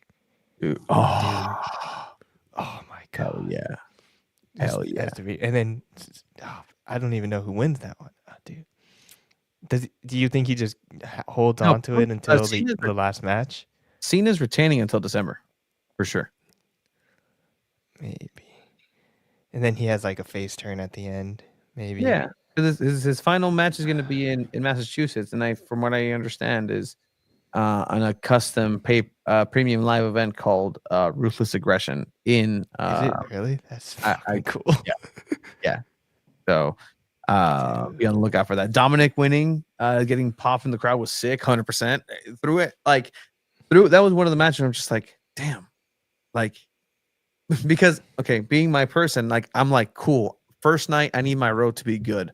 Next to me is Matias to my left. To my right, there's only 2 seats into the edge. First night, it's just the Mexican couple from Boston. Fascinating. Like it's the same person, but just different. Like you're East Coast, like we were the same person. And then next to Matias was 2 adults, believe, with like on the spectrum, just for sure, just with my expertise and my actual what I do, definitely on the spectrum. So I want to make sure that we're all in a comfortable spot. And so as soon as day 1 started, I looked to his left. I'm like, hey, is Cena winning 17 tomorrow? Matias is like, yes, this is what I came for. Great. Guys over here, we're not gonna be here day 2. Cool. And then I'm like, yeah, Cena's gonna win. I get this glare from beyond Matias of like, it's Cody. And I'm like, hey, and I'm like, hey, he's good. 100%. He's good. But like Gunther, Jey Uso, for me, Gunther is the excellence of wrestling. I was the only guy, along with my German fellow. He's Austrian, but like he was like, yeah, close enough. He was like, oh yeah, Gunther's a guy. I'm like, you know what? Absolutely, he's our guy. And everybody else is like, but he did that to Hey, they wanted to find out what it takes. Gunther will teach you a lesson in wrestling. He is the ring general for a reason. So I whenever I see a champion, I expect excellence. And Gunther is excellence. And he has been excellent ever since he stepped foot. He's been a champion longer than he has been in the almost as long as he's been in the company. Like that's how good Gunther is. So I don't want to see main event Jey Uso. I don't want to see him try to get it. Like, no, I want excellence in wrestling. I want a guy who's going to submit you, you're not going to know. He's going to beat you with a clothesline if he wants to. Like, he's a pure his finisher is the power bomb. Like that's basic. That's as basic as it gets. Do you guys think Cena will be here for Survivor Series? I saw that Petco. Yeah, I think so. I saw the dates. It's November, but he said his last match was in like October or something. But actually, it's in December. Okay. So he has 27 scheduled appearances from here until the end of the year. Again, why is this called Santiago Punto Football? Did you just see Santiago Punto Wrestling? Dude, we could. I was thinking it's pretty late. We could have done a whole thing like tomorrow if you wanted to, but going through like every specific one and what we thought. But if you want to build the show, do it. I'm down. Maybe. I got to see if I'm like still locked in, because I kind of forced myself to be locked in because I was going to WrestleMania, and like be invested in understanding everything. But if I'm still locked in, like I'm gonna rewatch this Raw tonight, see if I'm still in. Hell yeah. Because I have to be though. It's fucking Cena, dude. But also, where do they go with Punk and Reigns from here? I don't really know. Like if Punk retires and never wrestles again, I'm okay with it. No, dude. I'm okay with it. He did his service. He did what he. And that's fire burning, dude. The fire burns still. Punk isn't gonna say, I'm gonna retire in a year, give me all the praise. No, he's just gonna disappear. No. See? He's gonna walk out. He's gonna do the thing. Oh, dude. Also, LA Knight overrated. He's okay. He's fine, but I don't love LA Knight. I think. Well, let me talk to you. Actually, no. I don't think LA Knight's very great. So you're not a LA fan? Not really. It's fine. He came in a Maserati. He wasn't even driving, so I see it. Yeah, so many of them coming in the car. I was thinking about that too. Like back in the day, they had to drive their cars. Like Stone Cold's driving the truck down. He's driving the freaking milk truck and shooting like Kurt Angle himself. He's doing it himself. But the now, only superstar that actually drove is going to cost millions of dollars to the company. So yeah. Still. All right, we're tired. We need to get out of here. Okay. Maybe All we'll right. talk more about this. We might. later. All right. Thank you guys for joining. Buenas noches.